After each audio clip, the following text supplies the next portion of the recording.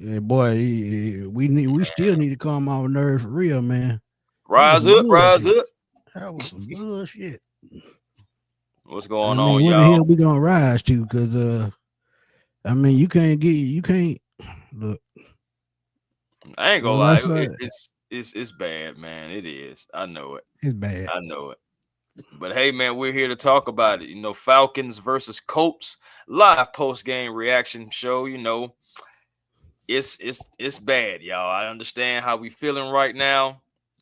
Falcons fall to 3-6 after losing in overtime to the Right. Indianapolis Colts, 31-25.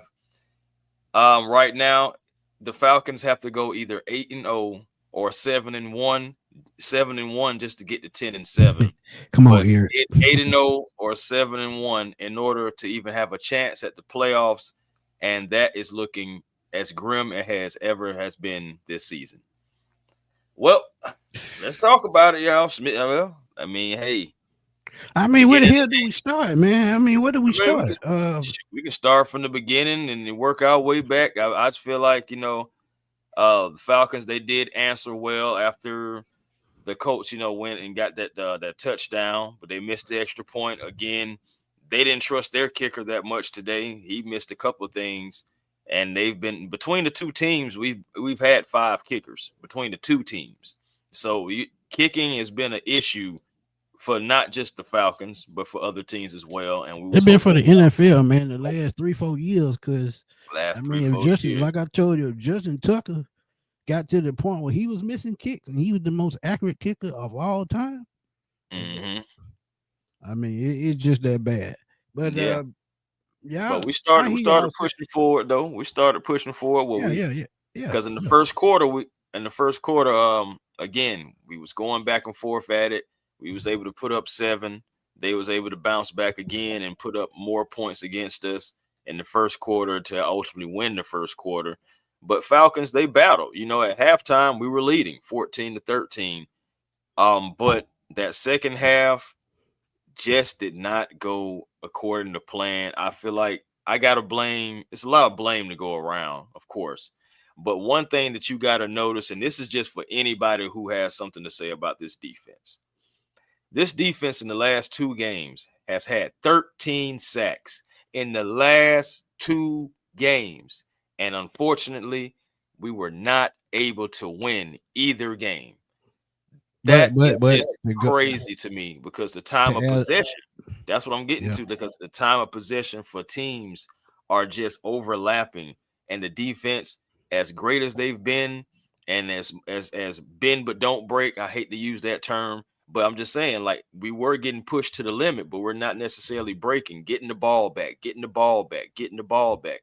Eventually, what Jonathan Taylor did with that 83-yard run, which is the longest run in the NFL now, Bijan being number 2, Smitty called it. He said, man, the defense getting tired. Jonathan Taylor for the break one.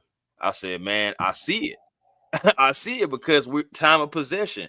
40 minutes for the Indianapolis Colts to only 26 because I of saw it, bro. overtime for the Falcons. I was waiting on it, boy. Look, You can't let keep me putting the tell you. defense in that situation. Let me tell you, bro. I don't know what it is with you know stacking plays or just being consistent, man. And with it all, man, consistency is part of life. You gotta be consistent with everything. Because when you look at what happened in this game, Bijan, he got back on track with 84 yards. And he caught a couple passes. Well, I think he went over 100 yards from scrimmage. Tyler Algier got it going, 57 yards and 2 rushing touchdowns. So the run game did their job. No, he did not. So, He had 88 so yards. He had 88 88 total yards yards combined. today, Bajan. Yep, Bajan had Okay, 88 because he so only had okay, 4 so yeah, because yards one of them play passing. got called back. Right, right, right. Mm-hmm. So when you look at it, man, I got to put the blame on somebody. And you like you said, it can go around It can go around, but we got to keep because it real, y'all. We got to I'm gonna keep it add real. on to the stats that you threw out a few minutes ago. Go ahead. Last 2 games, the defense is averaging giving up 450 yards a game. Think about that. 450 yards a game. The last three games, last three games, special teams has been a problem bro. all three games. Special teams has Special been a team problem all coverage, year long. kicking, yeah, All all of that. year long. I'm talking about some 3 games. All year So long. no, but I'm just saying in the three games, the last three games that we played, the special team has been horrible. And I tweeted it out. Special team coordinator, he got to be the next one to go. I don't even give a damn if goddamn Freddie the Falcon coach special teams. He got to go. Bro. And It's what pissed me off the most, he was fired once before, but you bring him back, knowing what he was able to do the first time. This seems to be a recurring thing with the Falcons. Smitty, you funny. You know that, right? You are hilarious. The man said he was brought back like we don't bring folks back. I mean, my thing is Raheem I Morris was just brought back. said it was a Jeff recurring problem, Ulbricht's right? brought back. I mean, my thing is we know But this. I'm We've not. been But talking I'm about not going. I'm look. yeah, let's I'm not not. even dive into that. Let's try to stay right here in the game. Because that right there, that's gonna take us all the way off the rails. Let's go ahead. We were addressing special teams because we know they've been bad all year. But I'm sorry, y'all. Like one thing about it, I don't like to be a hypocrite. I don't like to put my foot in my mouth or anything like that. But if I'm gonna get on a guy, I can't be selective about picking and choosing who I'm getting on. Michael Penix Jr. today was awful. You Okay. knew I was going there. You knew I Yeah, was about to go there. bro. Hey man, he was awful. I know I don't know how 12 many out you of counted. 28, bro. I 12 don't out know of how many 28. you counted, but I counted at least 9 passes that should have not been incompletions or should have not, or the ball placement. It's today was a bad day at the office of Michael Penix Jr. I think he will be one of the first people to tell you that too. I feel like he's a pretty accountable young man, and he would tell you that he didn't have his best day today, but it was bad. I did not like what I saw from him. And don't get me But wrong, but the offensive but line, Chris, kind of shaky. you But go can't ahead, blame bro. it on the offensive line because you got I, to I'm think. not. I'm not. I'm not. I'm not. Because I'm what not. did I tell you about a couple of those plays that were second and third down? He's still being predictable. He's still being predictable. If when Sauce Gardner jumped that pass and almost picked it off, Sauce Yes, Gardner I was in did the see that. damn backfield while Bijan was going for the ball. That's a bad sign. That means he stared that man down like he was in the goddamn shower or some shit. Come on, Right. man. You look, I look. did see that One too, thing, though, look, there. one thing about this Nick, this this team that I don't understand on this offense. When they get something going, it just they can't not string together plays. I just look. Ooh, man. yeah, it's tough, bro, and you have all the right to be frustrated. Everybody in the chat, everybody who represents this logo right here has a right to be upset. Man, we are 3-6 with all this talent, and we cannot finish games, regardless of how we start. You know what I'm saying? Most times we've been starting pretty well. We'll be putting up points on the board. I don't think outside of the Panthers game, I don't think it's been a first quarter that we haven't put up some type of points. So it's Yeah, like, but but outside of that, how are you finishing? It's not about how you start. It's about how you start, how you adjust, how you finish, because you got halftime. And we are right. just not putting those phases together as a team. Let's talk about the bad clock management that we did talk about at the halftime break. If you guys caught that, me Oh and my Smitty did a God, little something. we But ain't yeah, gonna it even was get just the bored. clock Look, management. man. We have bad clock Ooh. management in this week in and week out, and it's just like, come on, coaches, when are y'all going to get it together and be able to put it all together? It's frustrating. Now the thing Chris, about it with the timeouts, that's you can take coaching a break. 101, bro. That's coaching Right. 101. When you have any kind of time left on the clock and it's third down and you got a chance for a stop, you call a timeout. Call the I timeout. mean, they Very lost 20 next play. seconds.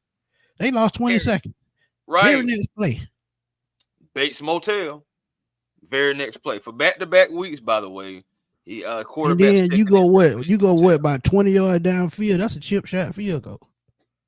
Hey, you could have gave it one thing about it, like I was saying too. I wanted to have the killer instinct Ooh, to try boy. to have the foresight to possibly be like, you know what? If we do get a stop, just give yourself oppos. That's what it's all about. If we do get a stop or if we do get a turnover, at least we had the timeout right there. You have more time.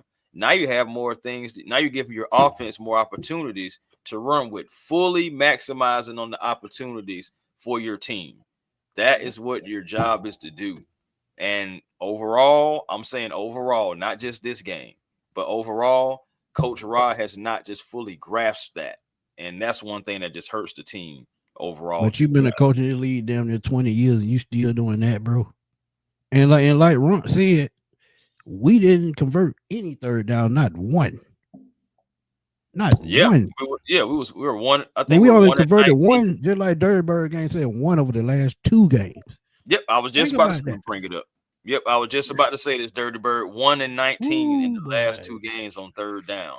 But again, what I just said, the defense 13 sacks in the last two games. So you tell me who's not pulling their weight. The offense ain't pulling their weight. It's been the same thing the last 5 games. Since the second half of that Buffalo game, it's been straight downhill. Just like this game. Absolutely. They started off very solid in the first half, even though they had their mistakes in the first half on offense. They started pretty solid, but the second half it went right back downhill. And Tyler Algier gave them the damn. He gave them the burst this game. When you get him going, you supposed to win the game because you gonna control the clock. What do? Go right back to throwing them damn dink and dunk passes. Right. Man, come on, man. Come on. If you got a damn running back breaking the ball 8 to 10 yards in Bijan and Tyler Algier, I mean, they had a combined, what, about 135, 140 yards? Come on, man. You got to take advantage of that. Mm-hmm. And this is Oh, another thing, another point. And this is situational play calling and situational awareness of what's going on in the field. And I told y'all 2 weeks ago, he's been struggling with progressions for the last 3 to 4 games. Why? I don't know. I don't know. Progression is some after a season learning and playing in what 11 games. Progression is something that you should be picking up better at this point, and you got to put that on Zach too. But when it's come to play calling, yeah, Zach made his mistake this game with predictability. But he called a much better game than we seen in the last 3 to 4 games. Come on, man. I mean, look. yeah. I'm just saying. At the end of the day, guys, intentional groundings. You can't keep letting Michael Penix slide with those because at the end of the day, some of those, like at least two of those intentional groundings, sometimes you do have an outlet, sometimes you don't. I admit, offensive line, you got to be able to hold up for the guy so he'll be able to give him time too, though, so he doesn't get that intentional grounding. But the Correct. protection overall, not just from the offensive line, running backs. Sometimes you have a defense bring an extra guy, and if you're not able to pick that up, then what's going to happen? Your quarterback's going to be left vulnerable. We've seen that happen today because what happened? The quarterback. Now that was on Michael Penix, by the way, too. The play that I'm talking about, where it was a free runner. Michael Penix had his back to him. He didn't feel him. He had a quick out, but he didn't take it. He held on to the ball, resulting in the sack fumble. That was on Michael Yeah, Penix. I'm he's just sorry, not it was. developing the right way, bro. And one thing that he's got to learn, and I don't know what his mind be thinking sometimes. When you got Kyle Pitts that open, just sling it like you usually do. I know you want to float the ball and you want to work on touch passes, but when you got Kyle Pitts open like that, get it there the best way you can, the best way you know how. And see, that's the thing that's not clicking in the brain. Do I touch pass right here? Do I zoom it right here? Do I, Bro. That do play I? to Kyle Pitts, that should have been touchdown. Man, that was an I was easy I six was like, points. why didn't you put that in the end zone, Mike? I said, come on, baby, you got it. I said, if he had that 10 more times, I promise you he gonna put it in the right placement. But unfortunately, we don't be able to, like on a video game, we can't, hit retry on the drill. That's live in-game action. And we can't get that back. That was a touchdown. He had him, he just underthrew it. He put the touch on it. He didn't just put enough power with the touch. So that lets you know right there He's still working on those touch passes. ADA, it was just One from underthrown, Drake. man. I mean, ain't It's a that Pitts could have done for that, man. Yeah, I ain't gonna ain't lie that to you, Pitts could have DA. That's done. not on Pitts. I'm sorry. Nah, No, no, no, no, ain't no. that Pitts could have done. Lead your receiver. We always talk about it. DA, you're a coach. We always talk about you got to lead your receiver. Anticipation in a timing offense like this. Michael Penix has to have better ball placement in Man, that particular hold situation. on. I'm sorry. Champ, did you see where the ball hit? The ball hit the defender on the damn head, not Kyle Pitts. It didn't even reach Kyle Pitts' hands. No, It he's hit talking the about defender. DA's comment. I'm pretty sure Champ's talking about DA's about the Pitt should have jumped for it. He's Oh probably talking about yeah. how it was underthrown, Oh bro. yeah. That ball hit that man in the back of the head. Ain't no way in the world, man. Ain't no Yeah, way in the world. yeah, he was Oh, saying no, okay, he my agreed. bad, Champ. But yeah, I mean that was about the easiest throw he's had since he's been a pro. That man was wide open. He had that man by three to 4 yards at least. But he had to You want slow up. you want to know something that's funny to me? This is from another left-hand quarterback too, and I hate to use it but I mean, this is what he said, and my thing is Tua always says that he doesn't necessarily throw to a receiver, he throws to the area where he's supposed to be. And that's what quarterbacks are supposed to do. And That's what they're supposed to use do. it.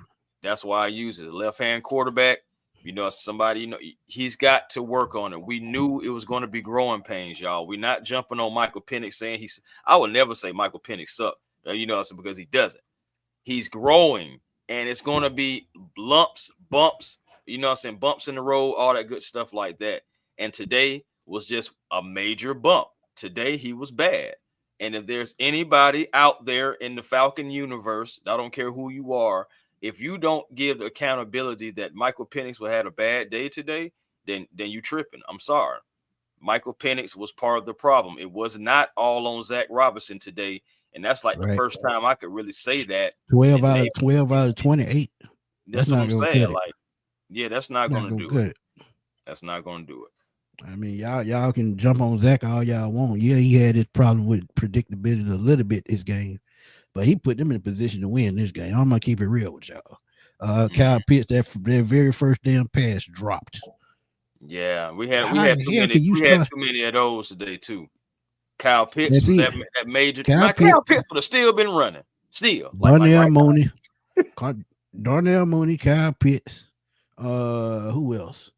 And I think Mooney dropped 2 passes, if I'm not mistaken. Yeah, Mooney dropped 2. Man, the thing about it is so crazy. On the field, I'm pretty sure they're cool right now. They're pretty sure they don't hash it out, all that good stuff. But on the field, in the heat of the moment, Mooney looked frustrated with Penix, and Penix looking a little bit frustrated with Mooney. But Mooney more so kind of like the frustration. But it's the same thing with Pitts. Yeah, it's the same thing. But that's the thing. When you know what kind of talent that you have, and you just can't get the simple things right, yeah, you're gonna be frustrated. And you got a right to be. If I hit how I'm playing the last couple of weeks, I hit you right in the hands and you drop the ball, and then it happens again late on in the game in the key part of the game. Oh yeah, I'm gonna be frustrated. You know, I'm back there scrambling for my life, and I'm having trouble, getting the plays. And I'm having trouble. He had just missed the pass with Pitts. So I mean, all that frustration just builds up, and that becomes inaccuracy. That becomes overthrows, underthrows. Not being able to, picture what's going on, going through progressions. All that stuff adds up. Frustration takes a toll on all of that. So, but I mean, like I said, man, I know Penix had his faults, but that damn special team, boy. Woo, boy, they had 3 big returns this game. They had 5, bro. They had 5, including overtime. They had 5. They had 5 that made a difference. And 4 of them was explosive. And then you had 1 that just kind of like set them up for a field position. Even though the defense made a play on that particular drive, they kind of null and void it. But still, special teams gave up 5 plays today that was in positive field position. And that one in the overtime was the most backbreaking because you just seen it. It was like, all right, it's about to go downhill from here. It was our chance to try to get that offense down the field to at least, get a field goal, and give the defense more time to rest. We did not. And We what convert, did I say this game? not I knew convert. this game was gonna have to be won in the trenches, so field position was gonna be key. Of I know I course, remember saying that. Field of position was course. gonna be key. And And yep, what do they I and talked what do about they time of do? possession, and the Yeah. time of possession was just not in our favor. And again, I don't care what defense you can have, Hall of Famers up and down your defense. You throw them out there for 40 minutes, and the offense only having about 20, 26. They're all going to fall. I'm sorry. They gonna need an oxygen tank by halftime. Right, bro. I don't care who you got back there. I don't care what Hall of Famer you put back there. Give them full energy, no injuries. You can give them all that, and you put them out there for 40 minutes. I'm telling you, they all Hey, gonna be tired. cuz this is exactly what I'm saying. They had two key stops this game and an interception, and they did not capitalize on either one of them. But Indianapolis, when they turned the ball over that first time, Indianapolis drove right down the field and scored.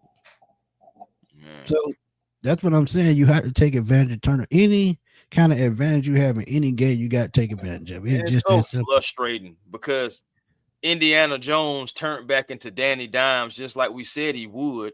Just all you got to do is get to that pressure and start making him get uncomfortable, rattle him a little bit. 7 sacks. We had that man with blood in his mouth. We beat Daniel Man, Jones look, up, and we man, you remember still that? can't You remember that finish. movie, The Hangover? You remember that movie, The Hangover Part One, Yeah, when he right. tore it down too fast, he That's had all one. that blood in his mouth. That's what it looked like. Yeah.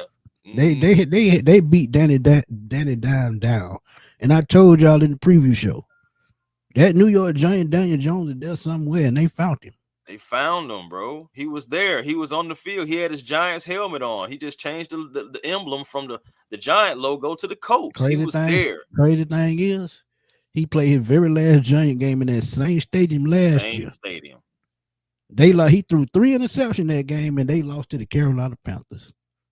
1 year later, he has that same type game. Yeah, he threw the ball pretty well this game, but 7 sacks, man, 7 sacks, busted lip or 7. missing tooth or whatever the hell it was. He had a busted lip. Yeah, he was. They cleaned him So up I on the mean, come on, sideline, man, but still, come that's what on, I'm man. saying. My defense. I have nothing to say to you except good deal. Rest up, ice up. You guys deserve it. Drink a beer. Hey, you guys. At the end of the day, y'all continue to give the offense more opportunities. That's all I can ask you to do. That's all. I mean, outside of stop teams, that's all I can ask you to do. Give my offense more opportunities. Offense, you did not hit Pater enough to complement what the defense was doing for you. And Yeah, that man. I goes mean, all around the offense. That's not on one guy. That's on Zach. That's mostly on Michael Penix today, just because I feel like his play was not up to par. The play calling has been what it's been all season. So I'm not gonna dive deep into that. But Michael Penix today, he just had a bad day at the office. It came at the wrong time, but that's football. Sometimes that happens. There's nothing with it any of us can and do it about it. It's just and unfortunate. he was in that perfect range. Just as I told y'all that we told y'all he threw the ball under 30 times. Usually they win, and today they should have won. And Ben Lax, yeah, we still got hope, but you got to remember we still got to play the Seahawks, one of the top teams in the NFC. We still got to play the 40. No, not the 49ers, the Cardinals, the Rams. Still got to play the Saints twice, and them games ain't never easy, no matter what the record is. They So did try to blitz on that particular play. they Jalen did, Walker almost got to him. He dove yeah. at his feet, but he missed him. And after that, there was nobody He else. took off. Yeah, he It took was off. gone. And then the Yeah. next thing you know, he Yeah. running Oh all the no, way no. down. That was Dorless actually.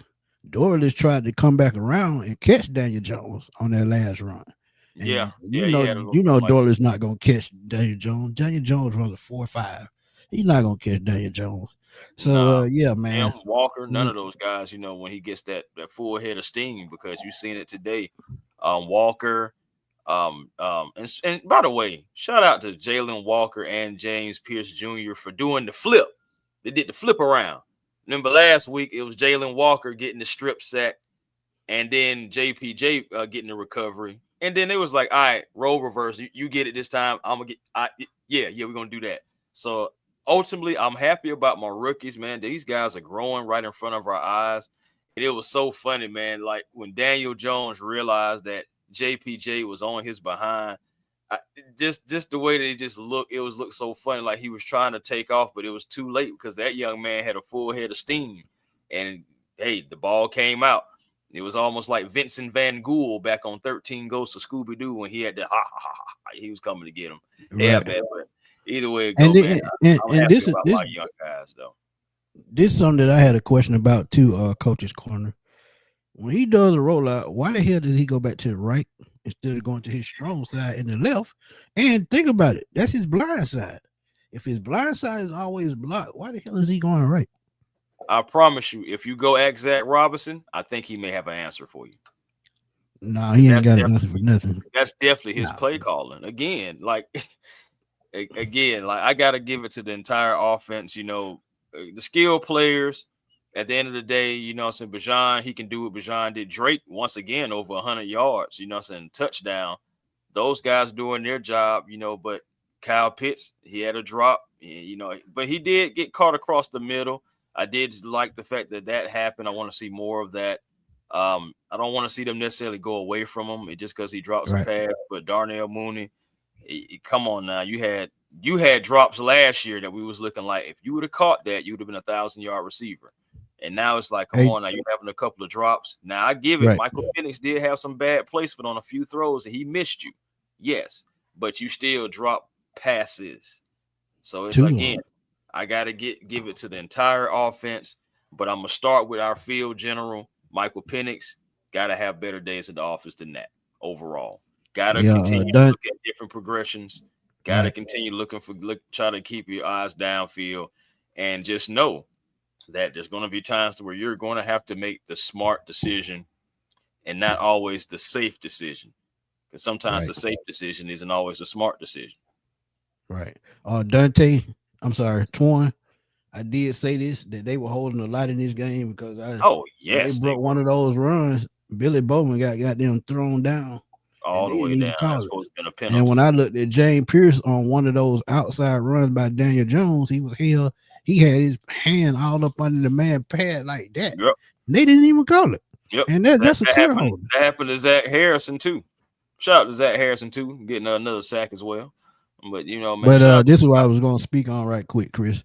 Dante, um, I respect your opinion, but it's going to take that trade 2 to 3 years to pay off. It might not look good, and it's still looking good right now with James Pierce. It's looking good right now, but it's going to take 2 to 3 years for that trade to pay off. Why? Because he still got to grow in this league. He's got to probably put on a little bit more weight, and he's probably got to. Probably got to get a better offensive coordinator to keep the balance in the offense and the defense. He's been on the mm, field way too much. So he's and, been tired a lot. You saw it at the end of the game. He was the last person that they showed when the game went off. He was tired as hell. and my thing is about this, too. James Pierce Jr., if he was to come out this year, if he just would have stayed, he would have been a first round pick this year. So we probably would have drafted him anyway. Especially right now, being 3-6, we probably would have drafted him anyway.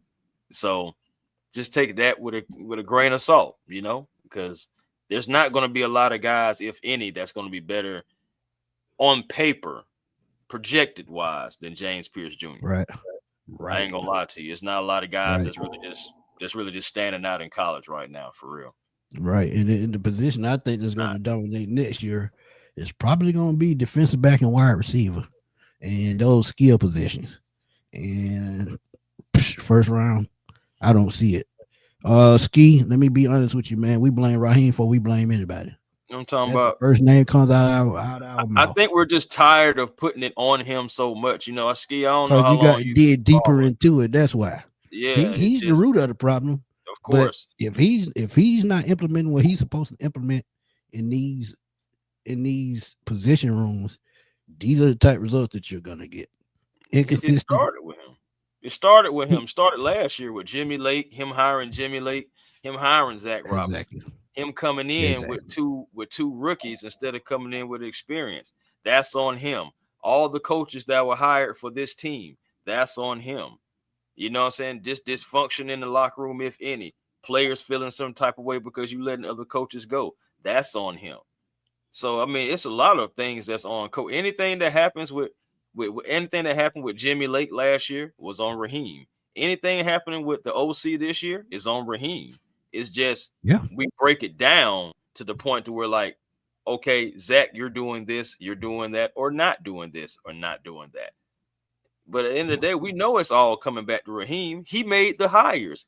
Raheem hired all his coaches, all of them. So that's on him. Yeah. Yep. And boom. I said that in the preview too. You got to learn how to spread the ball out, man. Stop just looking for certain receivers. If you can progress through the field and find somebody open, just throw the damn ball. Don't wait on Drake to get open. Don't wait on Kyle to get open. If you see somebody open on knee, just throw it there, even if it's just 4 or 5 yards. Because guess what? Third and medium, third and long, killing y'all. When we just talked about it, they didn't get not one third down conversion. Why? Not today. Because they were usually in third and 6, third and 7 or more. Even third and 12, third and 13. Third and 13, third and 14. It was just third and forever. Felt like all day for the most part, guys. And again, you can't. I mean, the Colts, they get paid too. They're not going to have no sympathy for you. They were just coming off a loss. They were supposed to have another one. Like seriously, I really believe. Yeah, we did. We did miss Bergeron today. Yeah, we missed Bergeron, but we can't blame this on the pistol either. It was just bad play. We can't put it all on one thing. That's the thing. The whole entire offense was dismal. The offensive line did hold up for the most part because they only gave up about 3 sacks. I think those other 2 sacks really came in the second half. So they weren't even terrible though. Honestly, Daniel Jones should probably be in his locker room cussing out his offensive line. Bro, I was bleeding from the mouth. They sacked me 7 times, but they still won the game. You know? So really, when we scored that last touchdown, Daniel should be complaining. When we scored that last touchdown, I texted my boy H.O. I said, I don't trust it till the clock hit 0. I said that. And we only had like a minute and something left, about a minute and 40 seconds. That's okay, let me ask you a question. Am I crazy?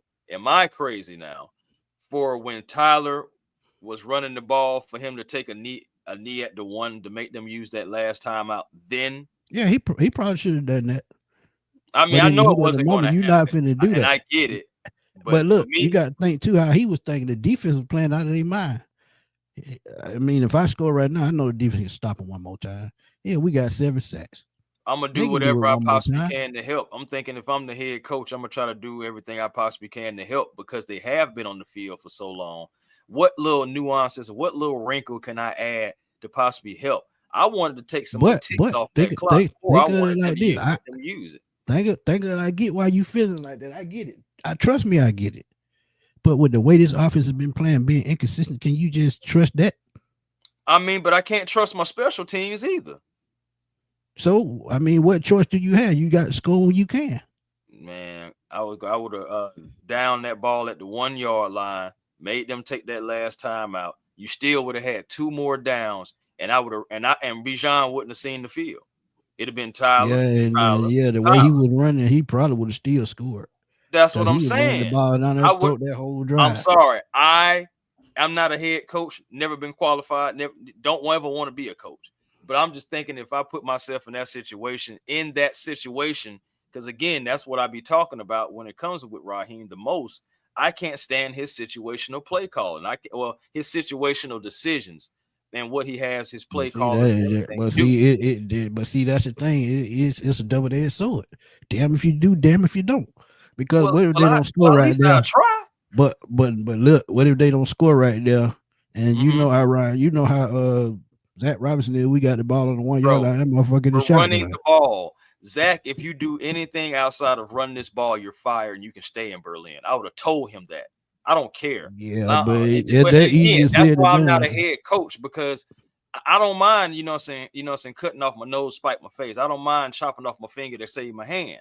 So it's just like, but that's me and my personality. I can't speak for others and theirs, you know what I'm saying? And then at the same time, that's his guy. It's just like Smitty. If you were my offensive coordinator, yes, I would give you more leeway. But yeah, I ain't gonna lie, I have to get up in you. I have to get into you. You can't give Zach Robinson no leeway, man. Look, you already done gave him too much leeway. That's why he's so inept right now. But like I Right. said, you got to just take the points when you can because look, if you don't score right there, then we having a totally different conversation. They run the You clock got out, two game more over. downs. You got two more downs. They have no timeouts. No, I mean that sound all sweet, but boy, that boy Zach Robinson, boy, he couldn't even make a call to Papa John right now. I'm telling you, because look, And that's sad that we're talking about that because down in that, the one you trying to tell me that this man was going to call something that possibly be a look at me type play to really we keep talking us about out of the Zach end zone. Robinson. We That's talking about crazy. Zach Robinson. We That's talking about Zach Robinson. so fire him. So what are we talking about then? Because Even you though, mean to look, tell me even we though, can't get and 1 look, yard? even though Drake had 3 touchdowns last week, I still don't trust him. Right. Okay. But hey, I still don't again, trust him. I'm just throwing it out there. I'm not saying that it was a good decision, bad decision. I'm not saying anything like that. Yeah, but Honestly, I get where you it all coming from worked with out. it. Like Yeah, I said, it was a I'm just double edged asking the sword. question. I'm just Yeah, it was a asking the double edged question. That's sword. all I want Yeah, to do. look. Hey, look, Champ, this is exactly what I'm talking about. Look at me type plays. The same thing we talked about with Arthur Smith. Yes. Shotgun on the 1 yard line, and Desmond Ritter can't even Yes. throw a damn out route. And then those swing play, not swing plays, end around plays, and on the 1 yard Jeez. line and stuff. And that's crazy. Yeah, we have been through a lot. I'm sorry, Dirty Birds. see, see what I mean? We See have what I been through a mean? lot. You I'm look, sorry now. you don't score right there, they might not even damn score because we know Zach Rice will find a way Bro, to ain't fuck it no up. way, bro. Bro, when we was running the ball, I said, bro, I wouldn't pass the ball no more. And I'm glad that he didn't pass the ball. We did continue to run and got into the end zone. But my gosh, bro. Man, we're gonna let y'all in talk right quick, man. We don't Hey, talk too that's a damn good well. So point. The Hawks beat the Lakers yeah, it's with coaching. 5 starters. It's Detroit wasn't there coaching. either. Well, It's excuse me. No, he's coaching. right. 4 starters, and Nikhil Alexander Walker was out too. And we blew out the guys 122 to 102. And look, it was those were our G League players. It's a Think about developmental. that. I mean, we still Yeah, had Dyson. three of them were G League players last year. Think about Yeah, that. Moji. No, it's Shout out to coaching, man. Moji, man. Cool It's coaching. Moji. But It's coaching, man.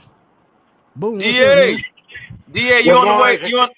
You on the way Can y'all to hear go me? meet Zach Robinson? Can y'all hear me? Yeah, I was wondering if you were driving on the way to go get Zach Robinson. Hold on, let me come out and come back in. It likes a lot of static. I'm gonna come out and come back in real quick. Okay, all right, bet. Yeah, I want to know if Yeah, DA is on the way to driving to go get Zach Robinson or not. Let me know. he ain't got that dough. Man, hey, at the end of the day, guys. Oh God, man, this is for the first time in such a long time. My stomach was in knots today watching this game. Bruh, Like I I ain't don't look, like that's Chris, it's been. I haven't had knots in my stomach since the Super Bowl game. I ain't lying. I Chris, promise you, not one knot in my stomach since 28-3. man. Look, And today like I did it. told you, I told HO, man, till the clock hit zero. That's my mentality now. That's my mentality now. Where the hell Boom at? Boom, come on He back should be. in. Now he had popped in, but he popped back out again. So I'm guessing he's still trying to work it out. Yeah, let's see what he See if we got him see if he now. got it together. Boom, you there?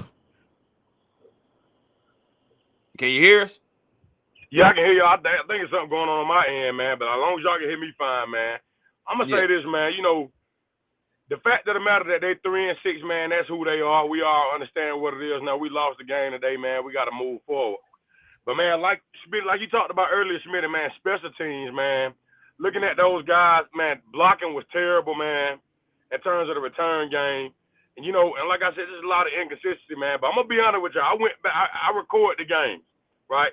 And the ball Mm-hmm. was underthrown to Kyle Pitts, man. But you know, as football coaches, man, any coach I played tight end in college. And anytime we see a ball underthrown, and just going back and looking at that clip, I think, man, if it would have been any other tight end, they probably would have pumped the brakes and came back and tried to go up and get it.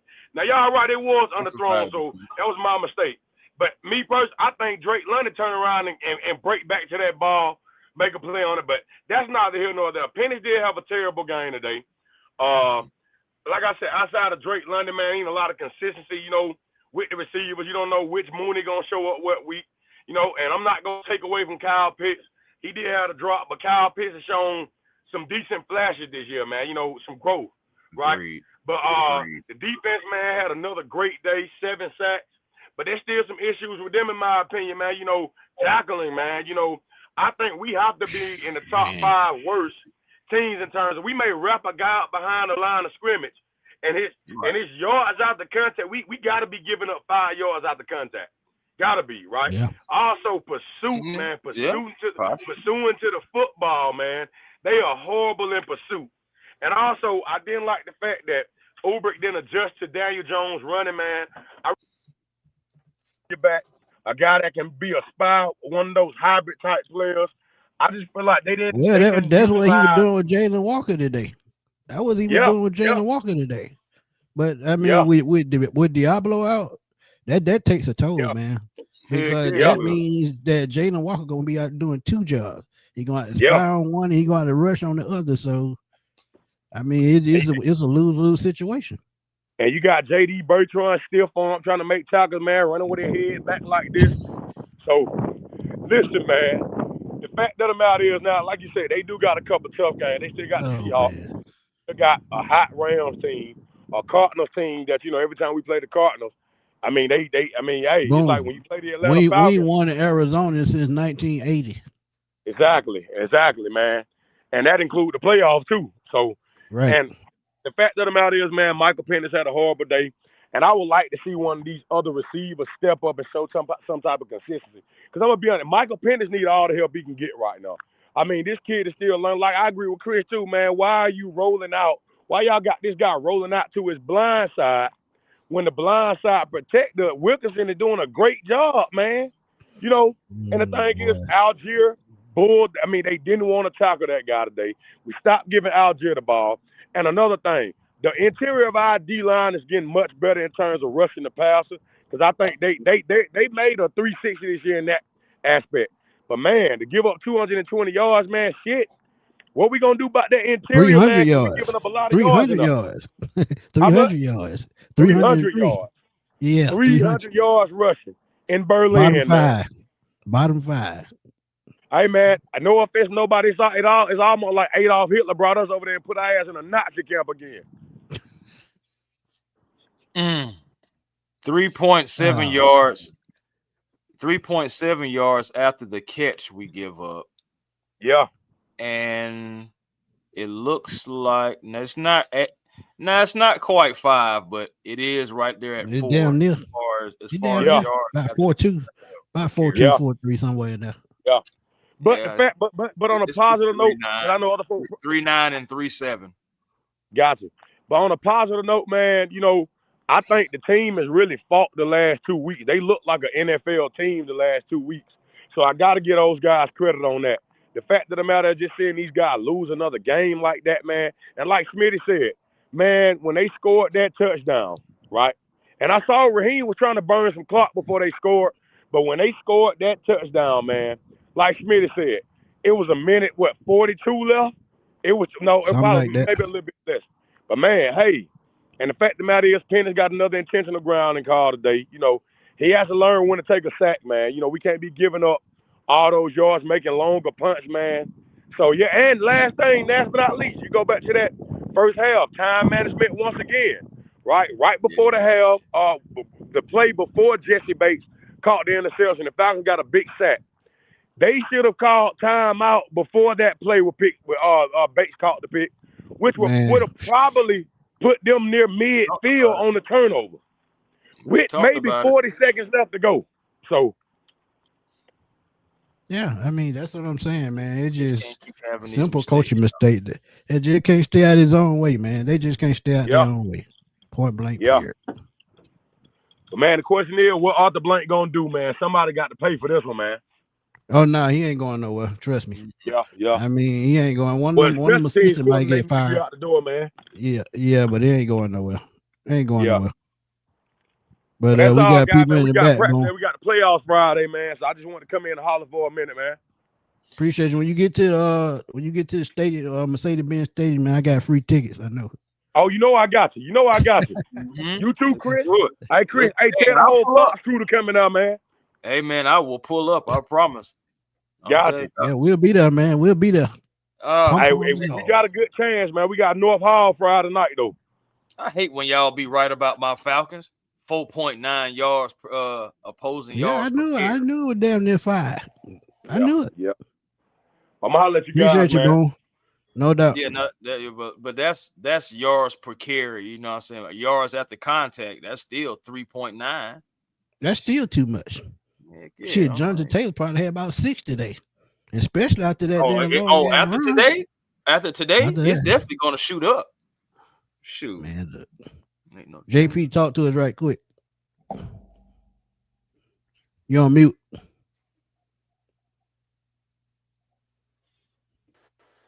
My fault. Can you hear me? Yeah.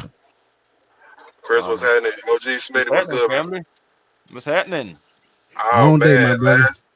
Woke up early morning for that bullshit. Well, I mean, it wasn't bull.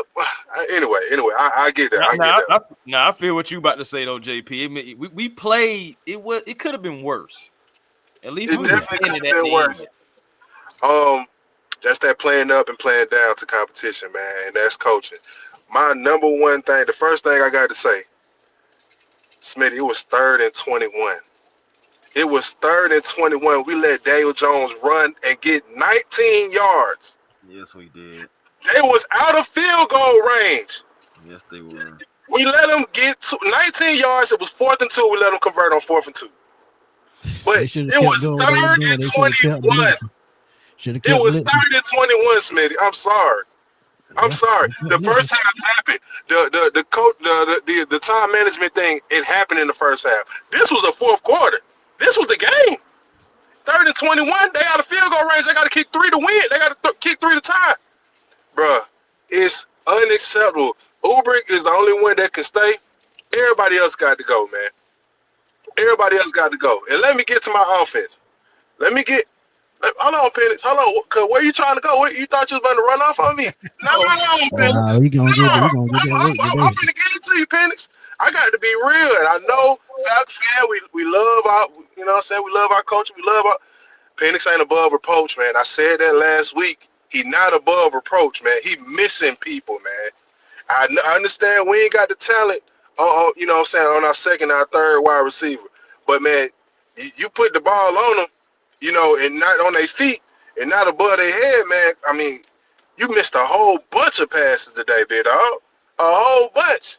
And I ain't looking at no play calling right now, to be honest, man, because the game was tied, man. The game was tied. We had a whole bunch of empty possessions. I get it. We could have ran more. I get it.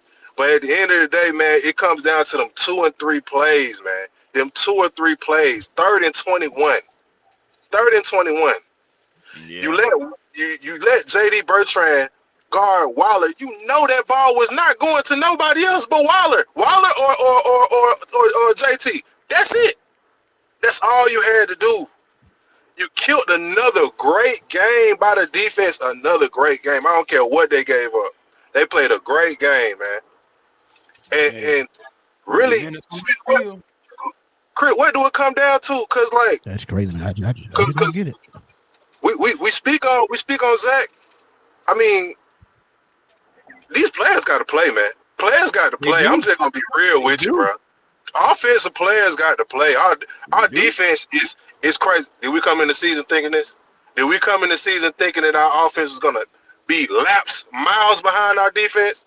That's crazy, bro. Not after what we saw last year. We knew that it was gonna be a rookie, a second-year guy. But, you know, essentially his rookie season. But we saw with the offense, he still got the same weapons.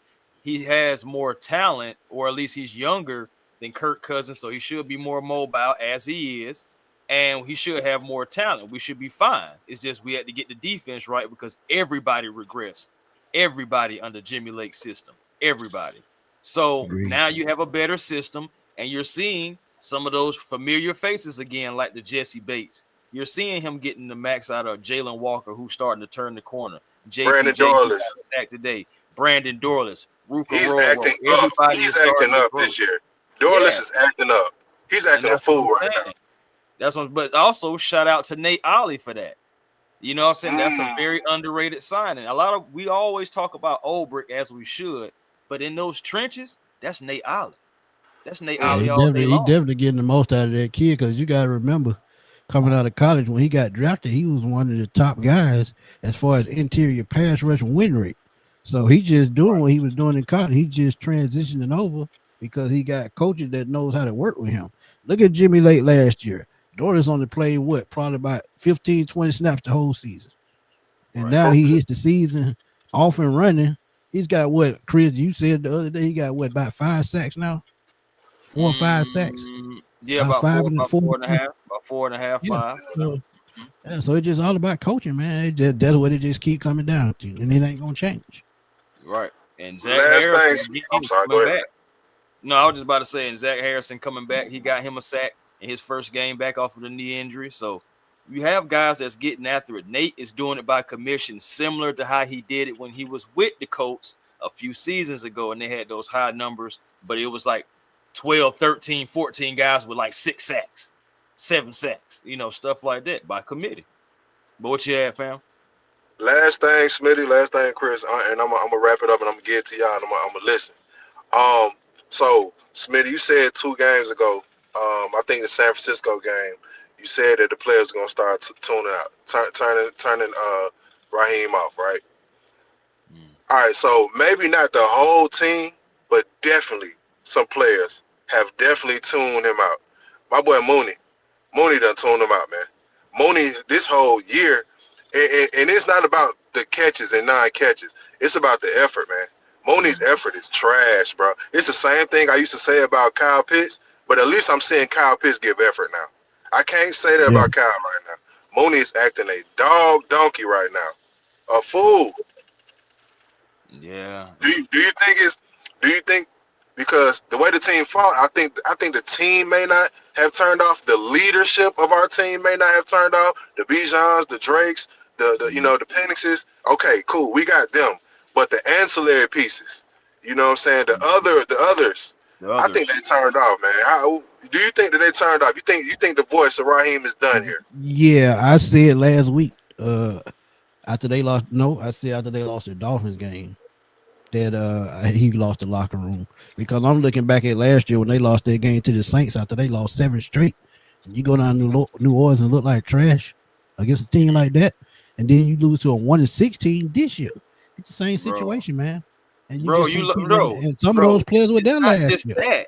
It's not just the 1-6. We can't let them off. Bro, we lost to a 0-2 Panthers that catapulted their season, who are ahead of us, by the way, who we see next week.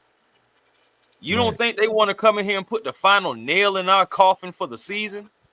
That's what we need to be worried about. What the Carolina Panthers are going to try to But come in here and they got to worry about Saints right now because they losing to the Saints. But we'll talk about that later. At, Go ahead. at the end of the day, they can lose today. They still going to be ahead of us tomorrow. Yeah. Smitty, I went to church. I might have had the updates on my phone, but I was like, Lord, I'm gonna do this for you, Lord. I had to bring divine intervention into play, man. And the Lord can't even get these Falcons to fly. He can't even get them to fly right now, man. It's because Raheem got to go, man. Dang, I'm sorry to say it. Raheem got to go, man. Any given I'm out. Sunday. Let me tell you something about that, though, man. My grandparents used to always say, "What ain't right ain't gonna fly." And when they didn't make the right hire, it wasn't gonna fly. Just that Right. simple. So Well, I yeah, mean, man. that look, it's their fault. And Right. McKay said it last week. Terry didn't have no say so on Raheem hiring. That was all Arthur Blank and Rich McKay and Beatles. Smitty, That was does all them. Terry stay? Does Terry stay? That's my last question. Does Terry stay? That's hard to that's hard to Yeah, answer. Right? He might be a casual war, but if they Man, do that's fire him, tough. they stupid. They stupid Man, because that's tough, man. what he's It is. done to clean up the mess that they made in the front office, that alone should give him another contract. And you look at the team he's put together. He's been Yeah, out man. scouting himself. Most of the time when they saw scouts at these pro days and things like that for the Falcons, he was front and center. That's the picture they always showed. So Right. if they smart, they will find a way to keep him and let him do his job and hire the coach that he wants. That's the second time that they done that to him. First time it was Arthur Smith. Second time it was Raheem Morris. So now 2 strikes. You got to let Terry do his thing. And now, if he hired the wrong coach, that's on him. But I feel like if he do that, I feel like he won't, because he is the one that actually hired Sean Payton in New Orleans. Think about that. Right. Think about it. So, and it's funny that I just say that because I said that last year, well, 2 years ago, before Raheem got here. I said if it was a Terry, he probably would go try to get Sean Payton, even though it's a rivalry team's head coach. He would have tried it. He would have tried it. We would have loved that. We would have loved that. We would have enjoyed that. Oh, I'm out of rub those, it in their Smitty, man. face. Appreciate you. Y'all would be safe. Have a safe drive, man. All right. All right, fam. Be safe now. Yeah, man. That bullshit, man. I check in with my boy right quick. Dirty Bird, talk to me right quick. What's going on, fellas? How y'all doing? Hey, man, you got to put some spirit in your voice, man. We already down enough. Hey, man. Hey, you know me. I'm gonna have some spirit right now. I'll give y'all a little bit of spirit. Offense today, like I said, they got back to the bread and butter. They ran the football really well. My key thing is in certain situations, just like with that strip sack fumble by James Pierce and Jalen Walker in that interception, right? You know, we don't get points off of those. And to me, that's where Zach Robinson, like you said, Zach Robinson really ain't have a bad game, but just in those certain situations, he always seems to go away from footwork. You know, the running game is going strong.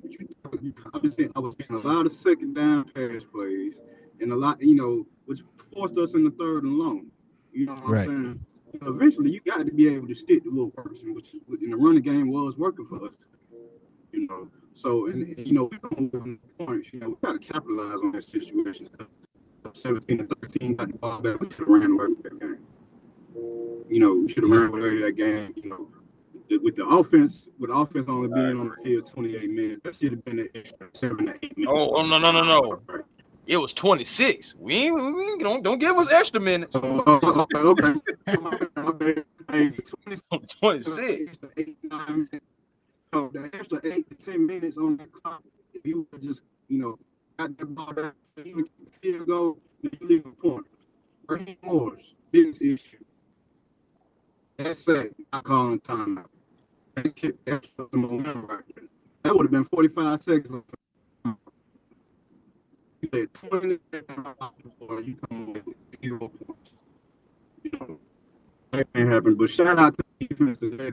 So sad for the 13 in the last 2 games. And Jalen Walker and James Pierce and like I told y'all that we had to get better. It was all okay for me. Like I said, it was fine.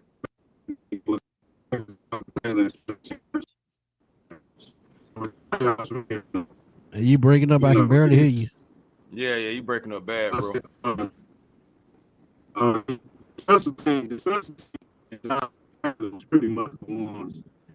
You're in a bad area. Yeah, we can't hear you at all, bro. Like every time you started trying to talk right now, it's messing you up. Last thing I heard was special teams. Yeah, you're in a bad area. Yeah, you may be in a bad area. It sound like you out.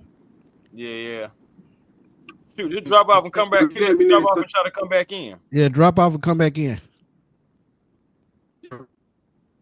Yeah, you're in a definitely in a bad area. Yeah. Let's RJ, what's up, my guy? Hey, what's happening, fellas? Man, I've been a long time supporter, man. So I'm just glad to come on and talk to y'all about this. Oh, yeah, man. Thank you for joining. Yes, sir. Man, here's my thing, man. Situational football, man, is the problem, man.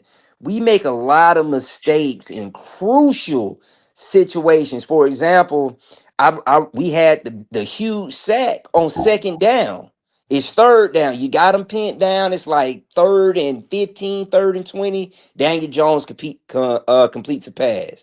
That's the biggest thing with the team right now, man. It's not it's not, and it's not just this game. It's pretty much all the games that we have lost. It's just bad situational play. And again, man, that comes down to coaching.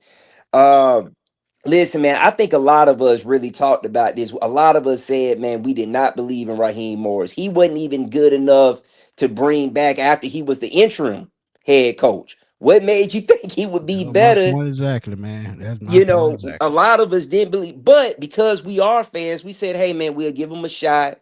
Let's see what he can do. And Raheem is just falling flat on his face, man. Let's just forget about the halftime adjustments he doesn't make. But let's just talk about the simple things. He don't even know situational football his damn self. This is Nah. your head coach making millions. He doesn't even understand situational football. He doesn't know how to put a staff together. This really bothers me when you talk about a head coach, man. The biggest thing with a head coach is being able to bring coaches in to make your team better. Raheem is horrible at this, and it's shown. For me, man, I'm gonna be honest, man. I think the last guy was right. Michael Penix cannot escape this smoke. He has No, not looked good, man. He has not looked good. And listen, I understand he's a young guy, and I understand he has a lot of there's a lot of bad coaching going on. However, when you watch the play, man, those grounding penalties, those intentional ground, that's unacceptable. That's unacceptable. We Can't keep cannot happening. have that. Can't keep happening. Um, the next thing is Michael Penn, and I don't know if it's just because we don't have other guys in the receiving core, but man, bro, you got to use more than Bijan Robinson and Drake London, man. You have to spread that ball around. That's what Even if it results in something, even if it results in a drop pack, we got to spread it around. That's another thing. But this pistol formation has to go. And here's my thing too, man. I want to get y'all's take on this as well is I believe is not because I was a huge Terry Fontenot hater, man. I want to put that out there first. But this year I have really seen the fact that okay, he has put a good team together in the draft, in free agency. I think our problem is not necessarily Terry, but I think the problem is Rich McKay because it's been proven this year that he is more involved than what any of us thought. Oh And no, how do I y'all feel always about knew that? it because I actually spoke on a couple years ago. I put Mhm. out a whole video and I said behind the scenes, he was Yeah. the one pulling the string. And the thing that makes me mad is you let Thomas Dimitrov destroy this team before he leave, but you get a Mhm. new GM that does a better job, but you don't give him none of this same pull that you gave TD. That's the part that Exactly. pisses me off. So, PTSD. woo, Yeah, cuz boy. I'm telling you, man, the slap in the face, like if I was Terry, I'm gonna be honest, man, I wouldn't want to re-sign with you all. First of all, you made me look crazy when y'all hired Raheem Morris and you had Rich McKay and Arthur Blank doing the presser, and we were all sitting because I watched the show and we were all sitting like, why is Terry not out there introducing the head coach? We were all sitting out there and we were all saying, why is Terry not out there? And I think that's when you had brought up it was Hey, one I of those said it. things we I don't said it. think That was the problem.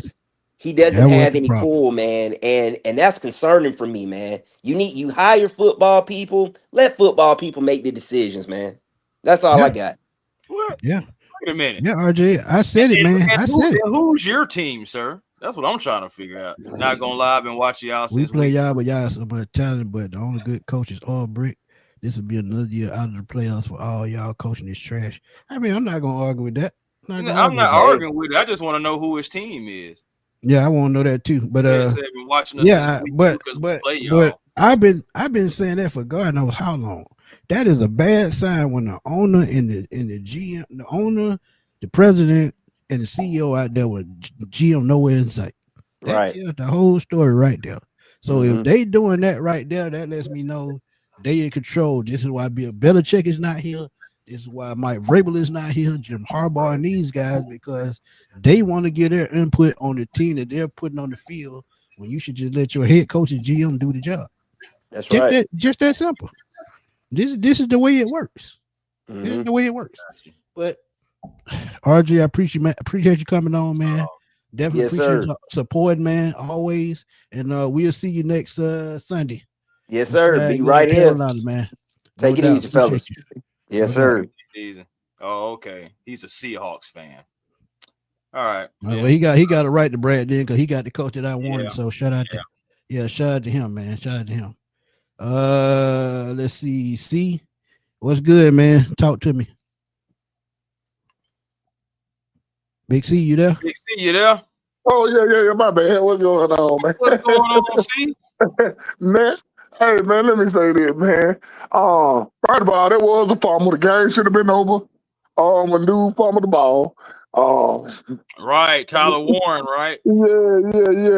That was a fumble. And I know everybody beating down Michael Penix right now, but let me say this. The man, he a rookie. When that man hit Darnell Mooney right in his hand and he dropped that damn ball, ain't no excuse for that. He ain't look. Big C, he not using that excuse no more.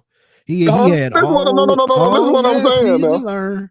He played 3 games and he had the whole all season to learn with Zach Robinson. He did. Did you see what Zach Robinson Look at what he's been doing the last 3 to 4 games, how many mistakes he's been making, mental mistakes. That's on him. And I keep telling y'all his mechanics, Trinity, he tells y'all this too, but I've been saying it as well. He doesn't. Did y'all see him yelling at Zach Robinson today? Say that yes, again? I did see that. Him yelling at Zach Robinson. I don't think he's feeling at Zach Robinson offense. I seen him yelling and cussing at him today. It's not tailored to him. It's tailored to the coordinator. The coordinator can take that and copy and paste it with any quarterback. It has no personality. It has no customization. Right. No creativity. Right. But I'm gonna say this now. I still blame Darnell Mooney. He should have caught that ball. I don't care what nobody say now. They hit it right in your hand. Yeah, he should have caught that. Something going on with Darnell mentally, man. He just not checking in. I mean, he getting a paycheck, but he's not checking in. He's not clocking in. I don't know what's going on. Oh, this season over with. I said that a long time ago. I said, this season over with. Might well get ready for next year. Hopefully they get, I don't know if Raheem gonna get fired, but I know Zach Robinson up out of here. But we need a better offensive he got a job already, so he pretty much don't care. Yeah, he don't care. He got a job. But, he don't care. Yeah. I don't know. They probably are gonna. They need to fire Raheem ass at this point. I'm like, bro, come on, what man. good is gonna do? Who you gonna replace him with? They didn't let Terry pick his own coach. They need to re-sign Terry, give him an extension, let him pick his own coach. And like you said, if Terry pick a coach and they fail, now that's on Terry. But Terry should get fired because of this. Yeah. No, it's true. I mean, I just feel like, again, the next coach that you hire may possibly want all of his own guys, you may have to start tearing stuff around anyway. I think another reason why Raheem is here is to help keep things in place and intact of what they're trying to build. You get rid of Raheem, you probably gonna lose Obrey. Yeah, you gonna give the Obrey. I give the Obrey. Nah, he's not gonna get the job. I don't want Obrey as my head coach. Y'all think that if you get rid of Raheem, we're gonna lose our pass rush. We had a pass rush how many years? If you get rid of him, Obrey gone. That's what I'm saying. But that's exactly how I feel. If you get rid of Raheem, it could be a simple fix. It could fix, like I keep telling y'all. It could be a simple fix. They get an offensive coordinator. Give him one more year. Like he kicked Jimmy Lake out the door when he found Brick, turned it around. What if we go down and find the offensive coordinator that can run probably the same system without the pistol formation, a West Coast style offense that fits Michael Penix and his arm strength? And we might not even be having this conversation because look, like I keep telling y'all, it's the same problem. They're throwing over the middle just a little bit, but with a guy like Kyle Pitts, you should be destroying the middle of the field. Yeah, he's like top 3 in EPA. Like, and so the man is getting out there and he's getting open. He's being missed. He's not getting opportunities. It's been at least 3 games to where it should have been the Kyle Pitts day. Now I'm still grateful for Drake London and I'm grateful for the year that he's having, but it feels like, the prioritizing is more so Drake London over Kyle Pitts right now. That's what I just been to say. But we know that contract driven. Let's keep it real. Real. That's contract driven. You want to keep Drake happy, so if they bring up a deal, they might shortchange it. He might sign it because he know he gonna get the football. But that ain't the way you. Go ahead. Penix need to go out on the offseason. He need to get with Steve Young or one of these left-handed veteran quarterbacks and just, get his touch and stuff together. I'm like, he's still young, so he's developing. So I ain't gonna kick it to it better today. Touch. He actually threw it better today. Yeah, I'm not gonna kick him all the way to the curb yet, because I'm like, the man here. This ain't him with the 11 game. Now Zach Robinson, he did terrible. Right. Yeah, so I'm gonna give him a little benefit of the doubt. You know what I'm saying? Agreed. So, but yeah, man, this season over with. I say let Terry cook. We ain't got him 5 draft picks again. Y'all need to let Terry stay, let him cook. Yeah. I think he'll end up more than that by the time the draft roll around. I think he's gonna make some moves. I think we'll have an extra draft pick or two by the time, that's what you just said too, Smitty. Yeah. So I'm telling y'all, man, I hate to say it, but I can see Jesse Bates getting traded in the offseason, man. I just see it. It's another contract. Think about it. Contract, y'all. We gotta pay. We got him for one more year. Yeah. Think about this. You got Kyle Pitts, Drake London, Bijan Robinson, all in the span of the next 760 some odd days. You got to pay. So Bijan getting his bag. We ain't worried about that. Him and Drake London gonna get there. Again, that's what I'm saying. But you still got the others. You still got the Caden Ellison, the Brandon Dorlances when his contract come up, the Zach Harrison when his contract come up. You got to start making decisions. Yeah, you got to start making some executive decisions. You're right about that. You got to start making some decisions, man. I'm glad we got James Pitt and Jalen Walker there for 4-5 years. We got to worry about them for a minute. But, I think both of their building block. If they keep going up on the right trajectory, I think both of their 5th years will get picked up. Oh yeah, but they do got to go on and get the good offensive coordinator, so at least see what you got in Penix, because they're gonna be his 3rd year next year. Right. So you're gonna see if you gonna got him get ready to pay him in a minute now. If you gonna pay him or you ain't. You know what I'm saying? And that's why I say you need to go get an offensive coordinator in here and figure out what you got in Penix. Yeah. You know what I'm saying?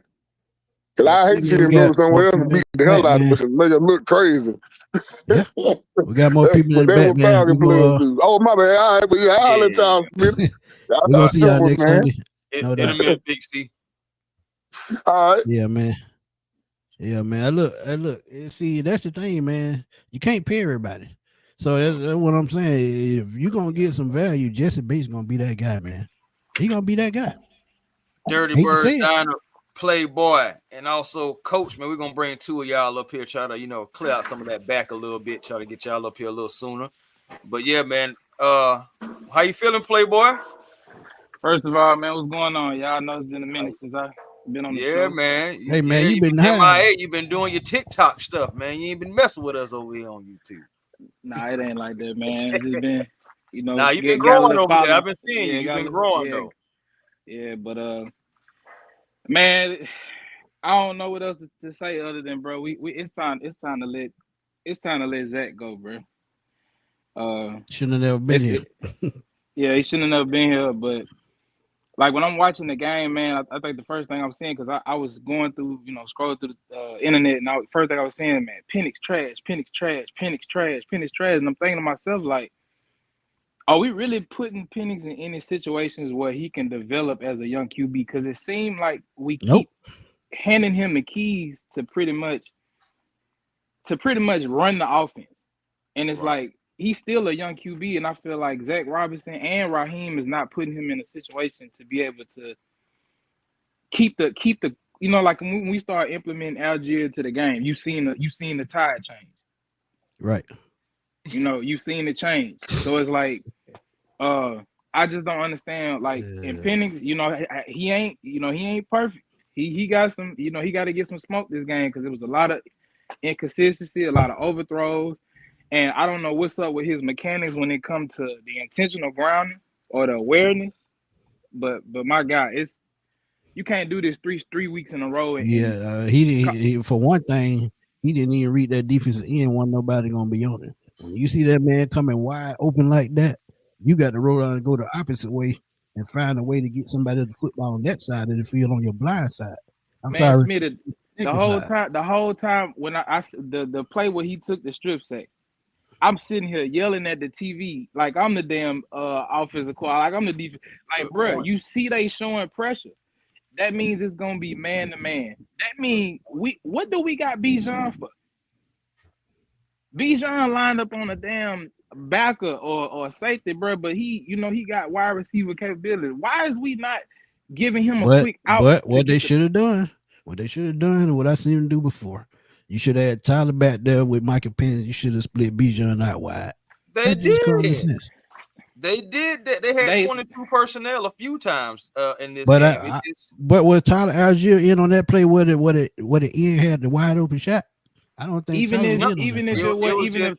it was Tyler back there, but it wasn't Tyler's fault.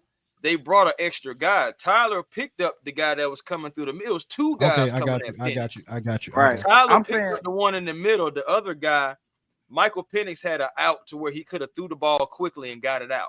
He didn't take it because he was waiting for more to develop and didn't see the guy on his blind side coming in for the strip. He didn't see him. But that right there, I'm sorry, I got to kind of put that on my quarterback because you got to be able to feel that. They talk about it all the time. Quarterbacks feeling the pressure. He didn't feel it.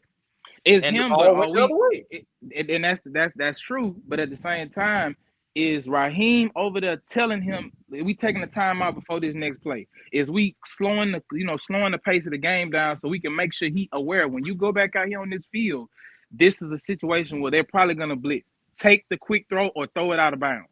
Oh, like you sound like you talking situational stuff, my boy. Exactly, and that's one of our worst faults. Situational play calling. Well, we hire you to be coach. Coaching is situation. Coaching is situation, and it's like, do y'all notice? I don't know if it's just me. Why is Penix? His rollout is awkward. It's like when he do that pistol, it seems like he rolling the opposite way of his throwing arm, and then he have to reset, and it make it easier for him to get a sack. But see, the thing is, when you under center, it's much easier to get out on a rollout because when you dropping back, you can go any direction you want. When you stand just straight up and you got to look both ways, you got to pick a way to go. And see, that's the thing. For some reason, I don't know what the hell Zach be thinking about. When he do a rollout, he always go to his damn blind side, and he left-handed. That just don't make sense to me. Well, I don't know. You want to know why, Tony Lambert? Because the play clock is ran down on this man on this year so many times. We thought that maybe if there's a closer connection between our quarterback and our young OC, between the two of them, maybe they can grow and gel together. There's still a disconnect. We're still not getting the plays out. The clock is still running down, and this man's sitting on the sideline. So it's just like at the end of the day, like that can't happen too, though. You got to give your quarterback the most. That's why if you're doing your job at the fullest capacity and he just messing it up, then it's not on you. But you're not putting him in the best situations, just like Playboy just has said. Are we putting him in the best situations? Right. Not all the time. I'm sorry, not all the time. I haven't seen us be creative with play calling, man. We haven't caught if Mooney can't catch the ball, okay, let's get him involved on some sweeps. If Bijan can't get running, let's use his receiver ability one-on-one with somebody, just like a mismatch with Pitts. If we know Penix is missing throws and he need to get settled down, run the ball with Algier like we started to do. It's like it ain't even just give him some quick throws to get him in some rhythm. That's what I'm saying. But they you have to start the offense through the run game. We got a two-headed back for a reason. We waiting too late in the game to get that going. You gotta punish them dudes up front. That's the reason they get that shit there, boy. Man, I done said that God know how many times. This make me feel like we should have traded. And this is my last point. The trade deadline just passed. We should have made some moves, bro. I'm sorry because it's showing need a receiver. We ain't got the competence. We ain't got the competence in the coach to use the pieces we got. So come the end of the season, what we gonna give Algier? Because I don't think we're gonna keep Algier. And I don't think we're gonna keep Bates. I don't think a lot of pieces gonna be here next year.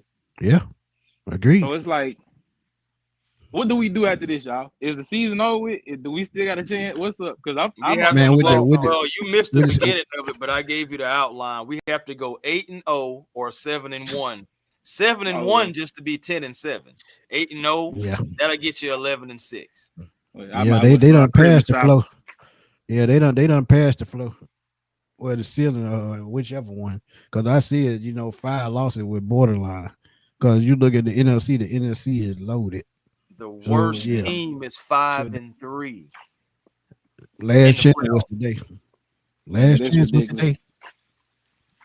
But man, I ain't gonna hold y'all no longer, man. Y'all doing some good work. Make sure everybody in here like, comment, subscribe to the page. Get the pages in the algorithm. We got to get some positivity for our fan base going because the media gonna rip out. Hey, we try to keep it positive, man. We try to keep it positive, but it's hard, bro. Really, we try our best to be honest with y'all. I don't think it's a lot of people that just like honesty, to be honest, but we know that already. No, they need honesty. They need honesty, but they need it. They need it from our fan base. Right, that's what I'm saying. We still try to keep it optimistic because you just never know, and it is why not us. But at the same time, when you just seeing the writing on the wall and you see the trajectory, you just seeing, come on now, like God gave us sense too, though. So that's all I'm saying. Y'all definitely right, man. I'm gonna head out, man. Y'all have a good one, bro. Appreciate you, Playboy. Coach, you there? Michael Gordon. Yes, sir. Hold on, Coach. Hold on, right quick, Coach. Michael Gordon, appreciate the donation, my brother. Appreciate the Christmas gift, I should say. Penny doesn't trust his other receivers outside of London. Missing Diablo in the run game and covering tight ends. Yeah, because Warren ate today. Diablo right now. And look, Warren, even though he one of the best young tight ends in the league right now, I still feel like they had a chance to slow him down too. He just got in opportunistic situations because that last catch that he had should have never happened. That should have been a sack, but they couldn't get to Daniel Jones, and all he stood there for a second, seeing Daniel Jones going to pressure, just went out in the flat, easy catch. So it's a slight echo, Coach. If you're listening to the show, could you mute your TV? Yeah, it's coming. It's because I didn't have my headset plugged in. Gotcha. Give me, and it's echoing. We can hear you now. You sounding good now. Okay. Yeah, I'm coming like you said. I'm coming in here with some hard truths for everybody.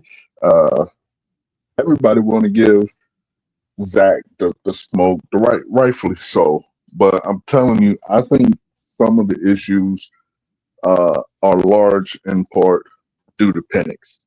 And I'm gonna tell you why I say this, because the exact same playbook was ran last year.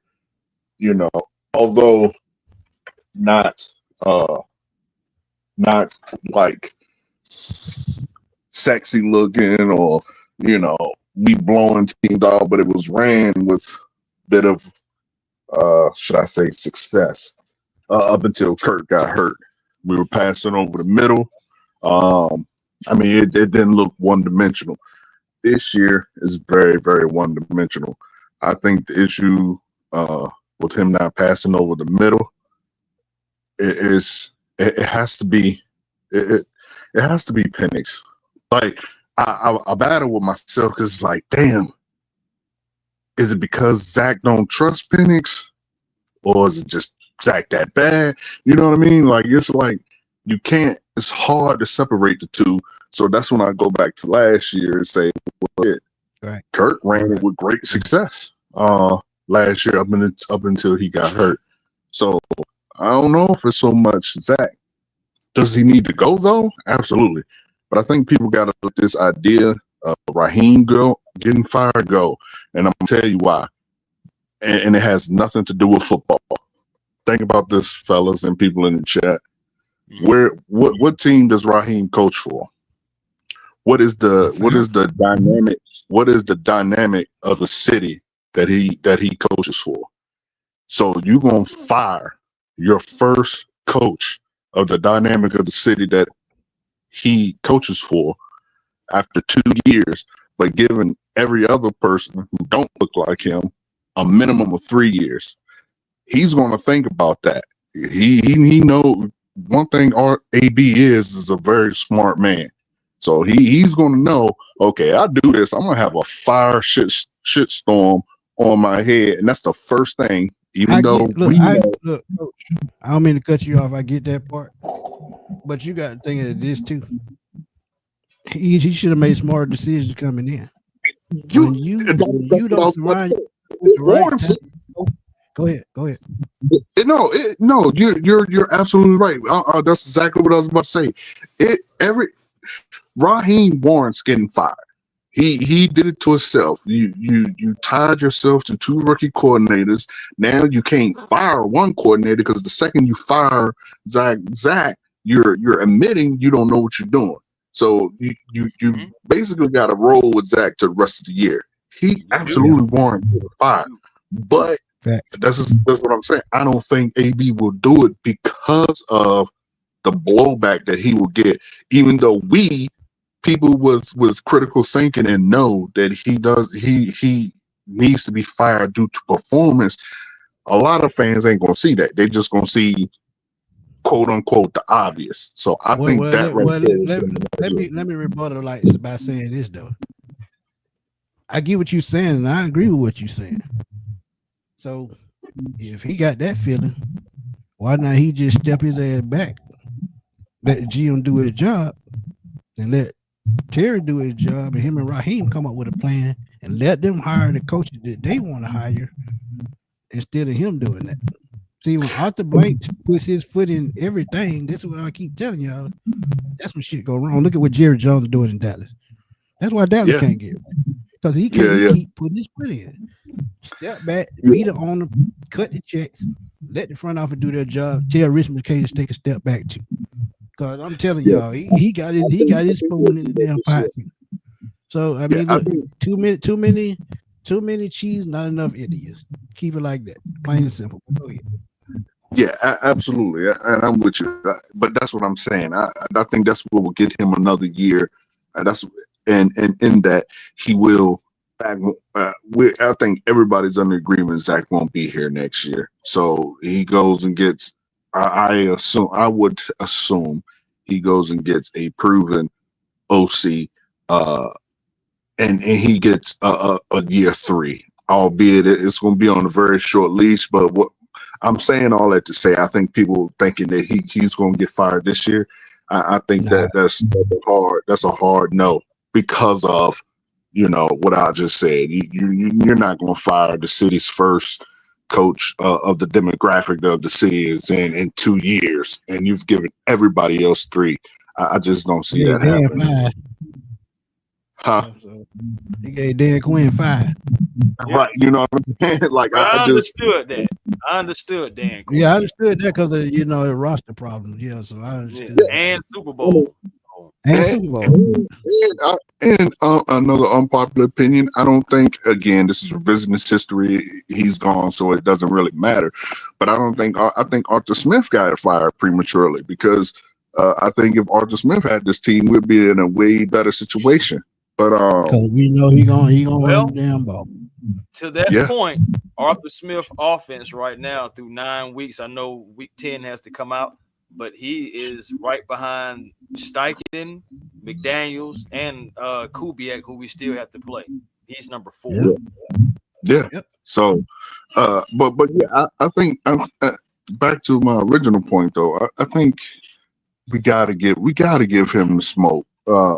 Penix the smoke, and I understand you don't go hard at him because he is still young, but at the same time, I'm not for all this slowing it down, making it easy on him, dude. You are in the NFL. I'm seeing your contemporaries light years better than you. I think the only one that might slightly be on your level is JJ, but everybody else that were supposedly from what I hear from my fan base so bad, your Drake Mays, your Bo Nix, I mean, they're just light years ahead of you. You cannot 3 weeks in a row potential game-winning drives get intentional grounding. That ain't coaching. That's football IQ. You got to know better than that. You have to know better than that. That's why I said before we came on, I was like, Smitty, I was like, that's his third one. I said, I can't keep letting him slide with those. I can't. Yeah, you can't. You got to be able to.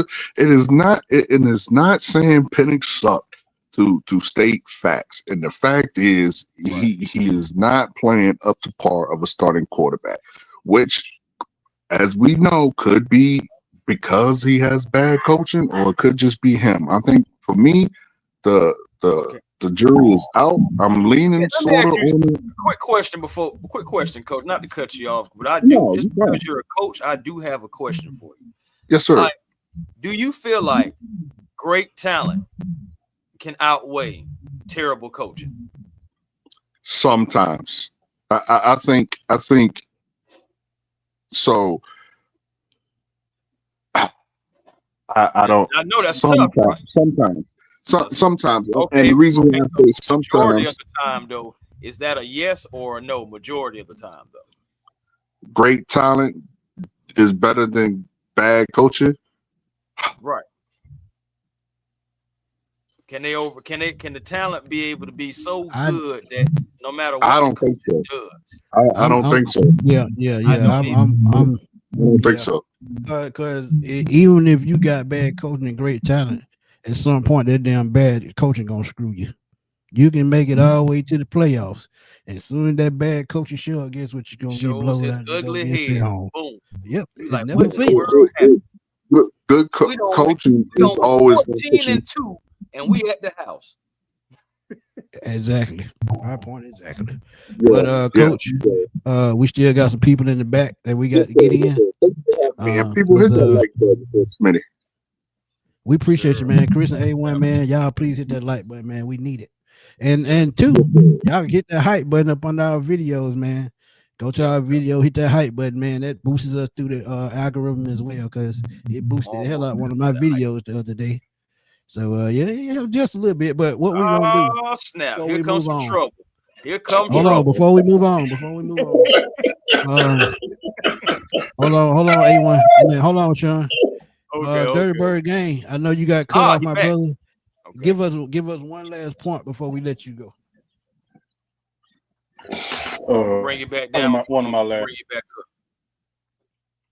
All right, go ahead, bro. Yeah, probably one of my last points is this right here. Okay. Just like how y'all was talking. It's a simple situation of coaching, man. In critical points where you have, not only that, I'm gonna get the pennies also, but just the situation of coaching on, calling the timeouts and just be able to take advantage of opportunities in certain situations. Like when you got 2 turnovers and got 0 points, you can't do that. You can't do that in this league and expect to win. And we always hurt ourselves in those situations, those certain coaching situations. But I'm gonna go back to what y'all said about Penix. Yes, he did. He was pretty awful today. He missed a lot of throws, but that just goes about what y'all said in the preview shows and other than that. He needs to be committed this whole offseason to get him a coach to work on his mechanics, his accuracy, and his footwork. Yep. And there's nothing wrong with that, by the way. Nothing. But he himself. Tom Brady did it every year. Josh Allen did. Yeah, he himself. He wants to be the best, right? First off, you can't be scared to run. I understand you're scared to get hurt, but in order to be the best, you got to say, screw all that, man.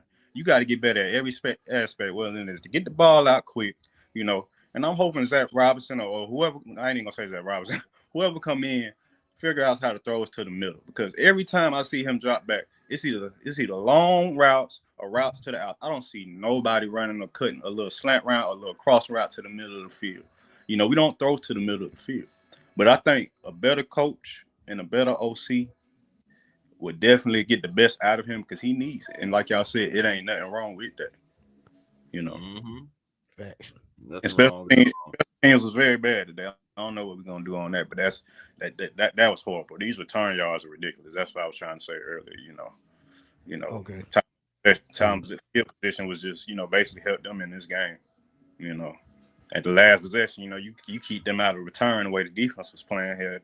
They way out field goal range. You got them closer into field goal range. Facts. Yep. Well, we appreciate you coming through as always, my brother. We had to get you back in and get your final thoughts. Yeah, Definitely man. appreciate you, man. And shout out to the chat, man. Y'all like, subscribe, support the algorithm, and y'all keep these guys going. Share the social media too if you got to too. I try to share it to my friends, and they try to come through as well. So Hey, I appreciate you. Appreciate you. Yep. No doubt. Heck No yeah. doubt. But yeah, man, let's keep it up going, man. What we're gonna do, we're gonna bring in the last two, and I got Larry Dix from Dix Way coming through. Trying to catch back up. But we're gonna let Sean and Emmanuel in, and we're gonna finish it off with them. And when Larry come in, we'll finish off with them three. Yeah. But yeah, man, look. Ugly day, man. I know Sean got a lot to say because I know we're gonna have that conversation tomorrow. But I know you've been waiting for a minute, Sean, man. You and Emmanuel. But all good, man. Y'all do what y'all do, man. I'll come in when the time is right. It's always worth the wait with you guys, man. It's always worth waiting. All right, we appreciate y'all, man. Go ahead, Sean. Sean, what you got? I did say 7-10 before the season started. I did say that, fellas. You did. I will give you a credit. You did say that. I did say that. Are we gonna win some more games this season? Absolutely. But the talk of playoffs and doing that, no, that shit doesn't sell. That shit doesn't sell. No, cancel Christmas on that. This my thing. It's gonna be a lot of turmoil when I say this. This game in particular today, you can't put that on Raheem or Zach. And the reason why I say that is we did enough in this game to win it. Special teams cost us this game today. Let's keep it all the way 100. Oh yeah. Special teams cost us this game today. 7 sacks. We in the positive in the turnover margin, and we still lose. Yeah, Marquis we didn't Williams turn over the ball. 7 sacks, including 2 sacks. On that including on that game time field goal when when Indianapolis tied the game to send into overtime. 2 sacks. And we still fumbled it. People could say about the defense, they was tired, man. They was tired. They just keep it all the way, but they was tired. Yeah. So what more can you do? And like I'm the type of person, I'm an accountability type of person. It's easy to blame the coaches. It's easy to blame the coaches. But at some point you gotta put the accountability on the players too. Penix played bad today. Penix played bad today. You can't blame Raheem. You can't blame Zach. When you missing throws in the ground over the head, no. That's not coaching. That's the player. Mm-hmm. Let's keep it real, fellas. Let's just keep it real. Yeah. So it's so much finger point that you can do as far as coaching wise. Do I believe in Raheem and Zach? Shit, no. Hell no. They need to get up out of here. But today, you cannot put this game on them. This was special teams. This game. Last week was special teams. They had 4 drives in plus territory. 4 or 5, something like that. They had like 5 total. 5. It was like 5, bro. It was bad. Special teams has been a thorn in our side all year. Regardless, win or lose, we have seen bad out of special teams, and we're being nice about it when we're just calling it bad. It's been worse than that. And football is all about execution at the end of the day. They call it 3 phases for a reason. If one of those phases or 2 are not pulling their weight, what do you expect the other phase who possibly may be pulling this weight to do? Yeah. Too much weight on it. Too much weight on it. Yeah, exactly. Emmanuel, what you think, man? Hey, man, once again, appreciate y'all having me on. Hey, but look, I'm gonna go 50-50 with Coach on this one. Special teams did have a big impact on it, but when you look at a game summary, I don't know if you guys saw it or not, but we had 6 punts with 7 sacks. That's a little more than a little heavier than special teams, I think. Special teams, yeah, they made some some plays that impacted the game, but 7 sacks, 6 punts, time of possession 40 minutes to hour 26. That's a little more than the special teams. Yeah, I mean, but I talked about it since last year when Zach Robinson didn't utilize our tight ends. We talked about Kyle Pitts as a tight end, but Kyle Pitts technically, guys, is a receiver. That's the bottom line. That's when he came in the league as a rookie. We used him as a receiver primarily. He got all those yards out of the slot. Why are we not using Charlie Warner and Teagan like we're supposed to? I don't know why. And this offense will remain stagnant until we start using those guys. When we got that one catch today from Charlie Warner, I know everybody with head was shook, was like, what? Do we actually use Charlie? It worked. It probably actually surprised Charlie. But we have to start using Charlie, man. Charlie is good for 400, 500, 600 yards a year. He did it in San Fran. He can do it here. Same thing with Teagan. He did it in Tennessee. Whatever Tennessee he got him from, right? I mean, he did it. We got to start using these tight ends. When you know your offensive line is beat up as it is, and it showed in the first 2 series that we weren't going to be able to stop these guys. Right. Your tight ends should have been priority, your game plan for that. It should have been priority. You're exactly right. It should have been priority because those little short throws that would have opened up this game. You know, and just to end, because I'm gonna get off here in just a second. We can get off this idea about Raheem going anywhere. Oh no, we can get off of that. He's not going anywhere. If anybody going anywhere, it's going to be Zach. He should be already gone.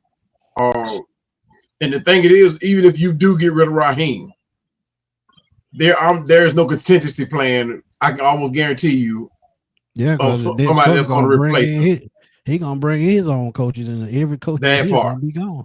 Yeah, and the only smart play is to bring in somebody who's already using that Sean McVay system. But do you think that with all the decisions we've made so far, do you think that we actually thinking that far ahead? I don't think so. But and I'm gonna say this: all roads lead to Zach Robinson, and I'm gonna say that in the nicest way I can. And I'm gonna say it with a smile. All roads lead to Zach Robinson.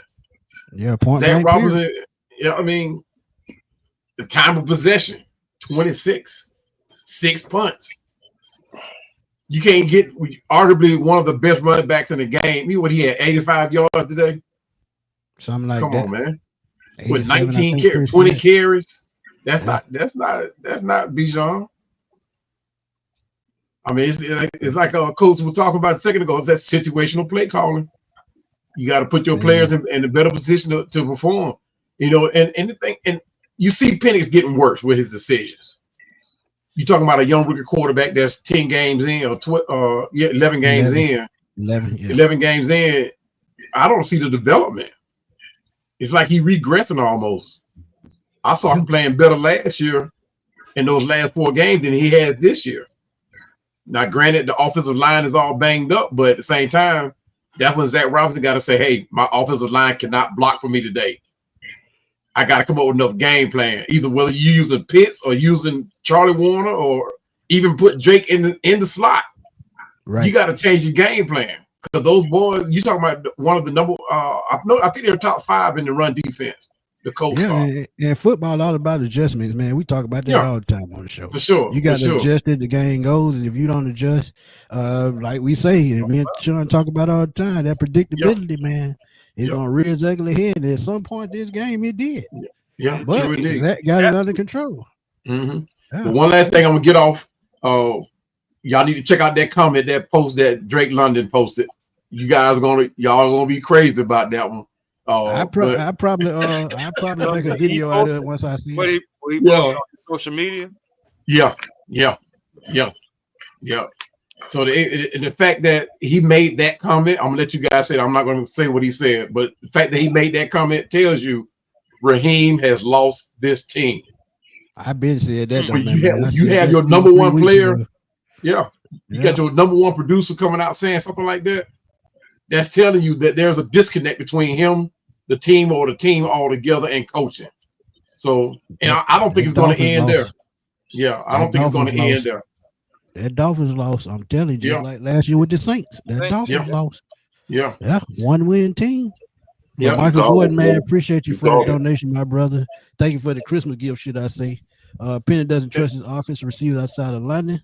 We missing Diablo in the run game and covering tight ends.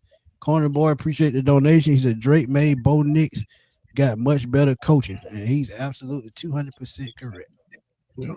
Yeah. But I'm gonna go ahead and jump off, guy, because I got to get out of here, man. The Falcons are taking up too much more time already. But guys, y'all hit that like button because there's a lot of great content. I'm gonna listen to you while I'm going to work. Man. So y'all hit the like button, hit the share button, and I'll see y'all guys on the next one, man. We ain't gonna disappoint you in the truck, my guy. Appreciate yeah, for sure. Y'all be easy out there. No doubt. Yes, sir. LD, what's up, man? Talk to me. Wait a minute. He's not in witness protection today? No, not.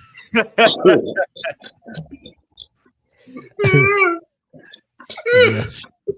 Well, I appreciate you guys having me on the platform as always. Make sure you hit the like button, lifeblood of all our streams that help us grow, help us get in the algorithm, all those good things. All right, keys to the game. I will agree, special teams was horrible, but it's been horrible all season.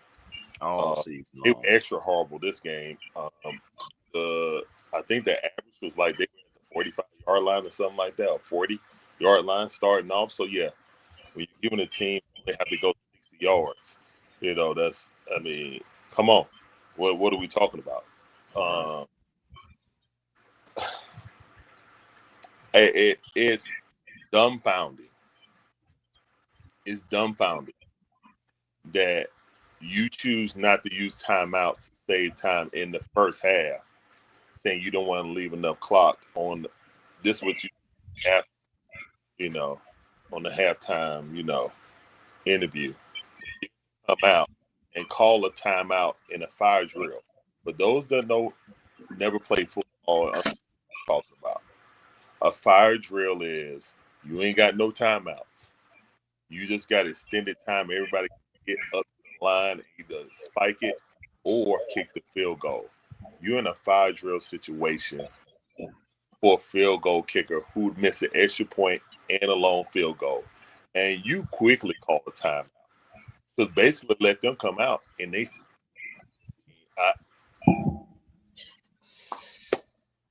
oh boy. There is no way you can defend that.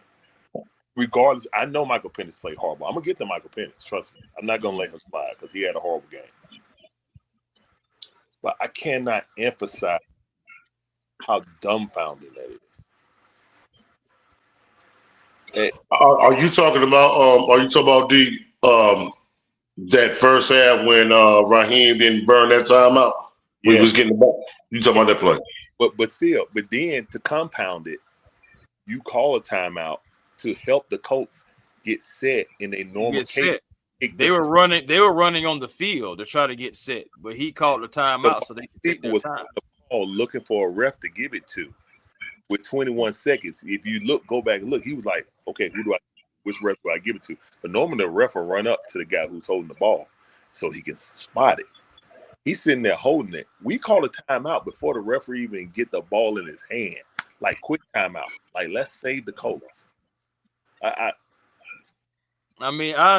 think he was trying to save some time for just in case we could go get in field goal range, but I understand, Larry. By the looks on your face, it don't make sense. It still doesn't make sense. I'm sorry, Chris. I'm sorry. I know. I'm with you. I'm trying to just give you an answer. Oh, there's no double advocate to that. There's no double advocate for a kicker to miss the extra point and miss a long kick. Right. Here's my pushback. My bad. Go ahead. That's a question that any of y'all can answer. Everybody, even the chat. Am I wild for thinking why not call a timeout to save the 20-man on the field penalty? That penalty I understand. Even though it was on, I don't know how. It was on Walker.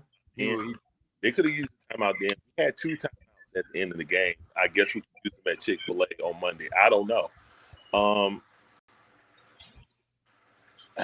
guys. It's miscommunication. We All right, still been all talking right. about that the last 2 weeks. Talk about Raheem no more because It ain't common. It's a lack of attention to detail, is what I'm talking about, guys. That's all I'm saying.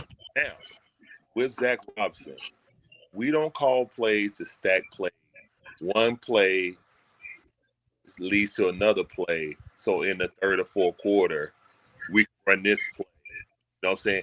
We can't understand once Tyler got like a 13-yard run, never did it again. In my opinion, he's doing that putting the middle finger to the fans. Because we say we always going to pistol.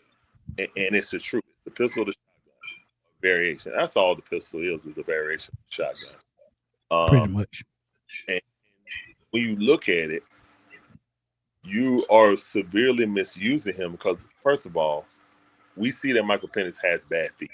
Okay. Mm-hmm. You get in his face, he throws off his back foot. That's why the ball sails every time. Right. Yeah. If it comes around him, he scoots up. When he tried to slide his feet in the pocket, he got bad feet and throws to the ground. That's a feet problem. We don't have anyone coaching him that. Why? Because we still see the same problem he had last year right now. And it's like preseason. So no one is teaching him about that right now. I can't believe they're not teaching him about that. Second of all, our situational football has been bad since Raheem has taken it. Nothing has changed. You know what I'm saying? It's never changed. Now, going to the players, because I'm tired of talking about these sorry coaches. Raheem's going to back up his boy and vice versa. If you don't see that's a fireable offense from Terry Unknown, be like, I don't care what Arthur Blank, but somebody got to fire me then because this is horrible. You know what I'm saying? To the point, it's like, y'all are going to cost me my job because of the talent I put on this. I try to accumulate over 4 years, and now it's being misused. So, yeah, all right, let's stop talking about the coaches. Players, Darnell Mooney dropping balls, Cal Pitts dropping balls. You don't know where the ball going to land with Michael Penix. He had a horrible game. I'm not going to dismiss what he did. Yes, he is young, but like someone said, I don't think he's regressing. I just think, like, we ain't putting him in the best position, but he has to make plays. You know what I'm saying? And he said it himself. I'm pointing at we got to play better, and I'm pointing at myself first. That came out his. As he should. Anybody defending Michael Penix, he said it himself. He has to be better. Okay.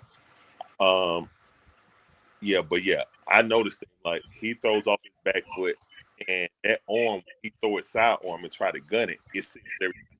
That's why Darnell Mooney was upset. But yeah, I can't have you dropping stuff that hit you right in the breadbasket too. So yeah, there's blame to go all the way around. I feel like the little details is what we miss. Right. And it's coming to bite us, man.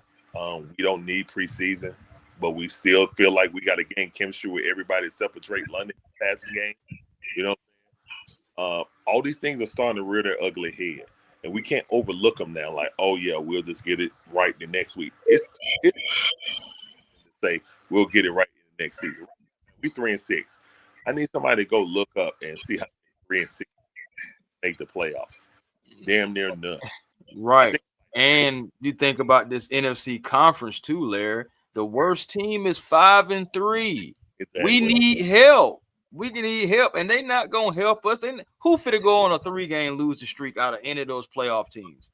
Chris, I know it can happen, but it's not. The Falcons still. That's easy. That's easy. The Falcons. We need some milk. That's what we need. Bro. That's how we're playing. I don't know, my guys. It seems broken. I'm not sure if we can fix this season.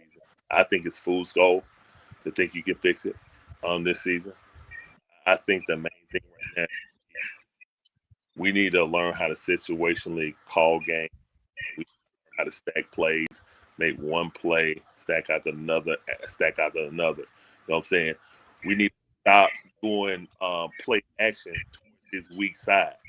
When he has to turn his whole body to do the play. Like, who's teaching him play action?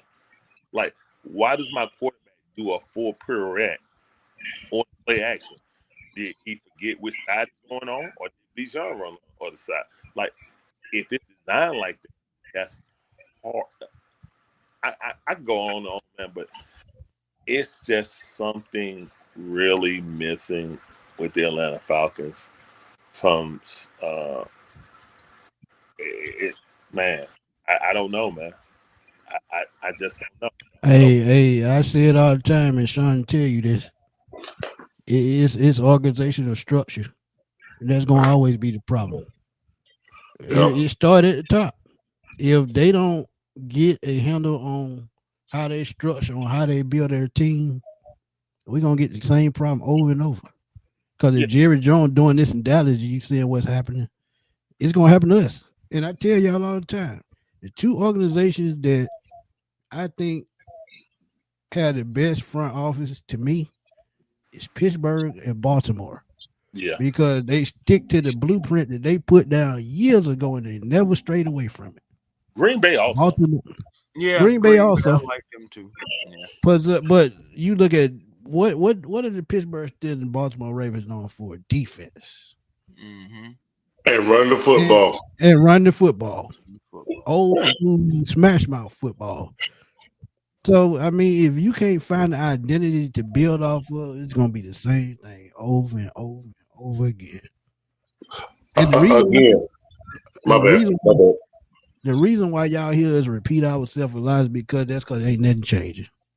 Ain't nothing it's just changing. that simple. We're saying Ain't the nothing same changing. thing every week. I feel like for the last 13 weeks, I feel like I've been just regurgitating the same stuff. It's getting to the point to where I'm trying to take notes, but I'm looking at, I just wrote that last week.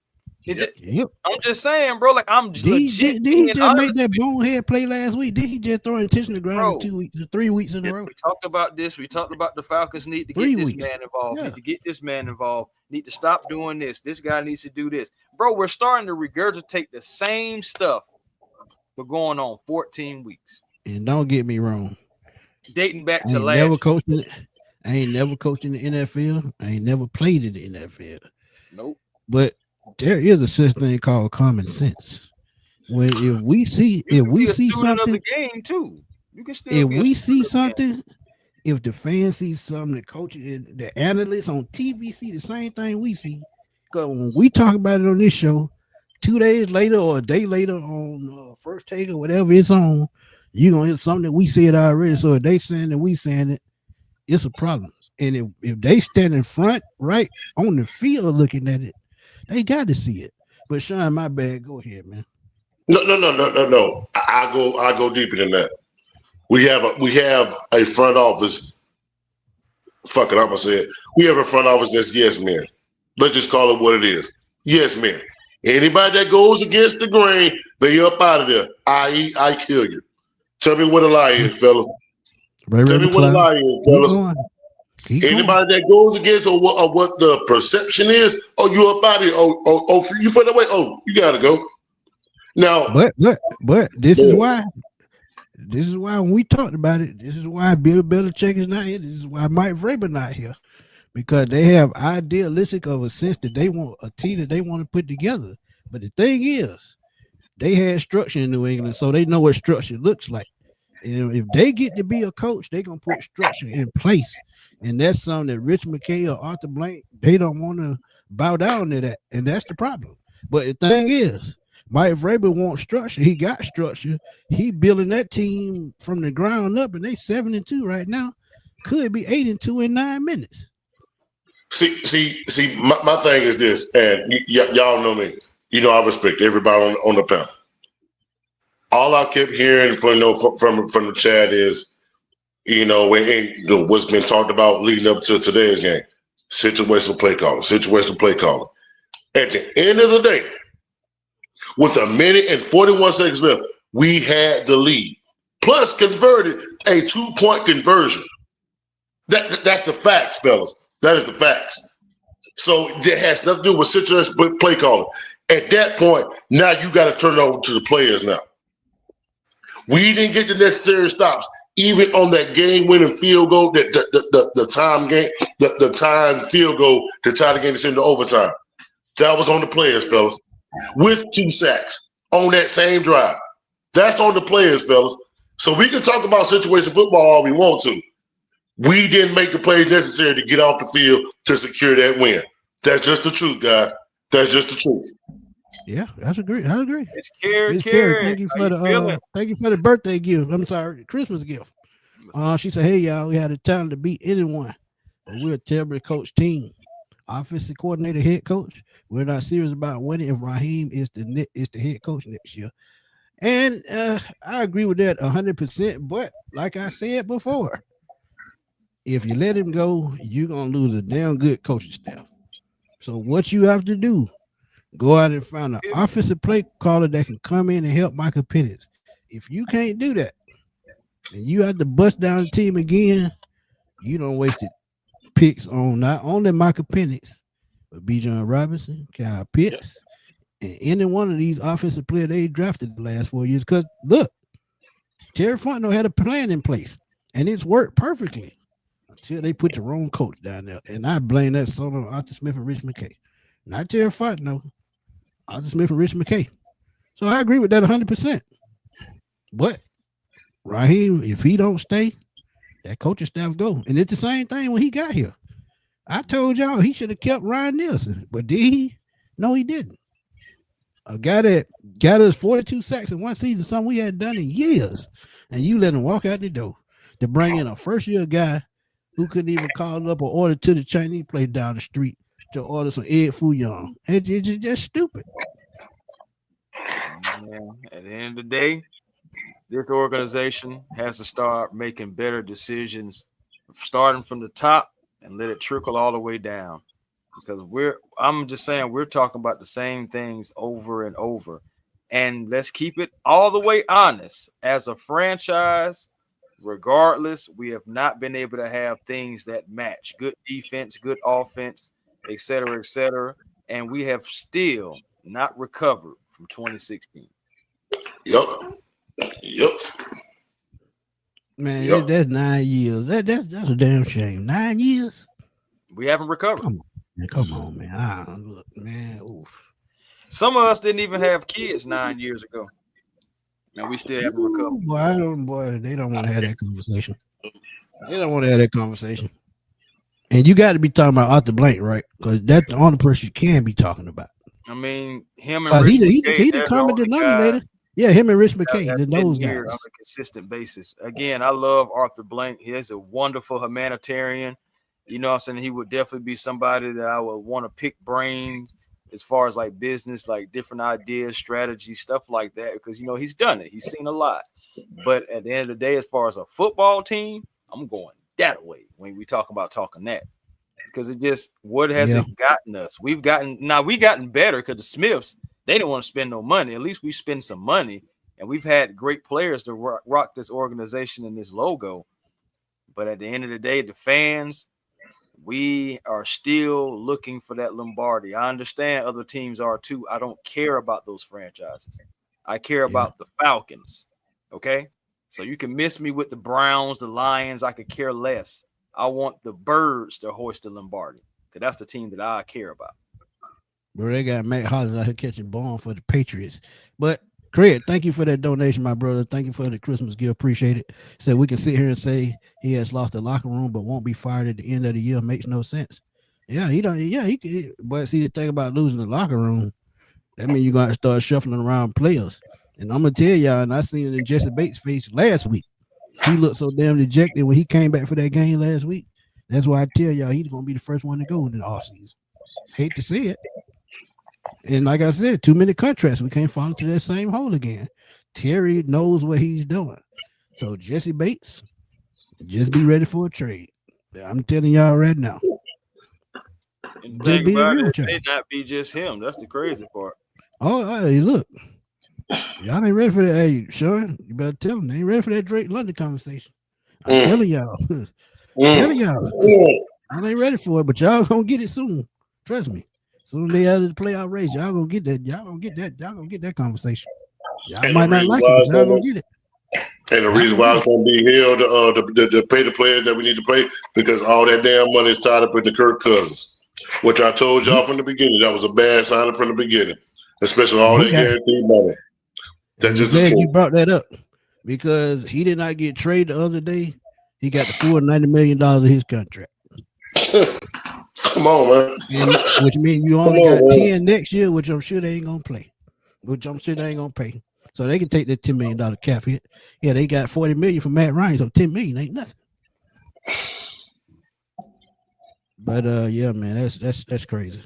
But Richard, I'm gonna let you come in right quick and we're gonna roll on that. Tonio, where you been, my guy? Where you been? What's happening, man? Go ahead, Richard. Man, now that I done calmed down,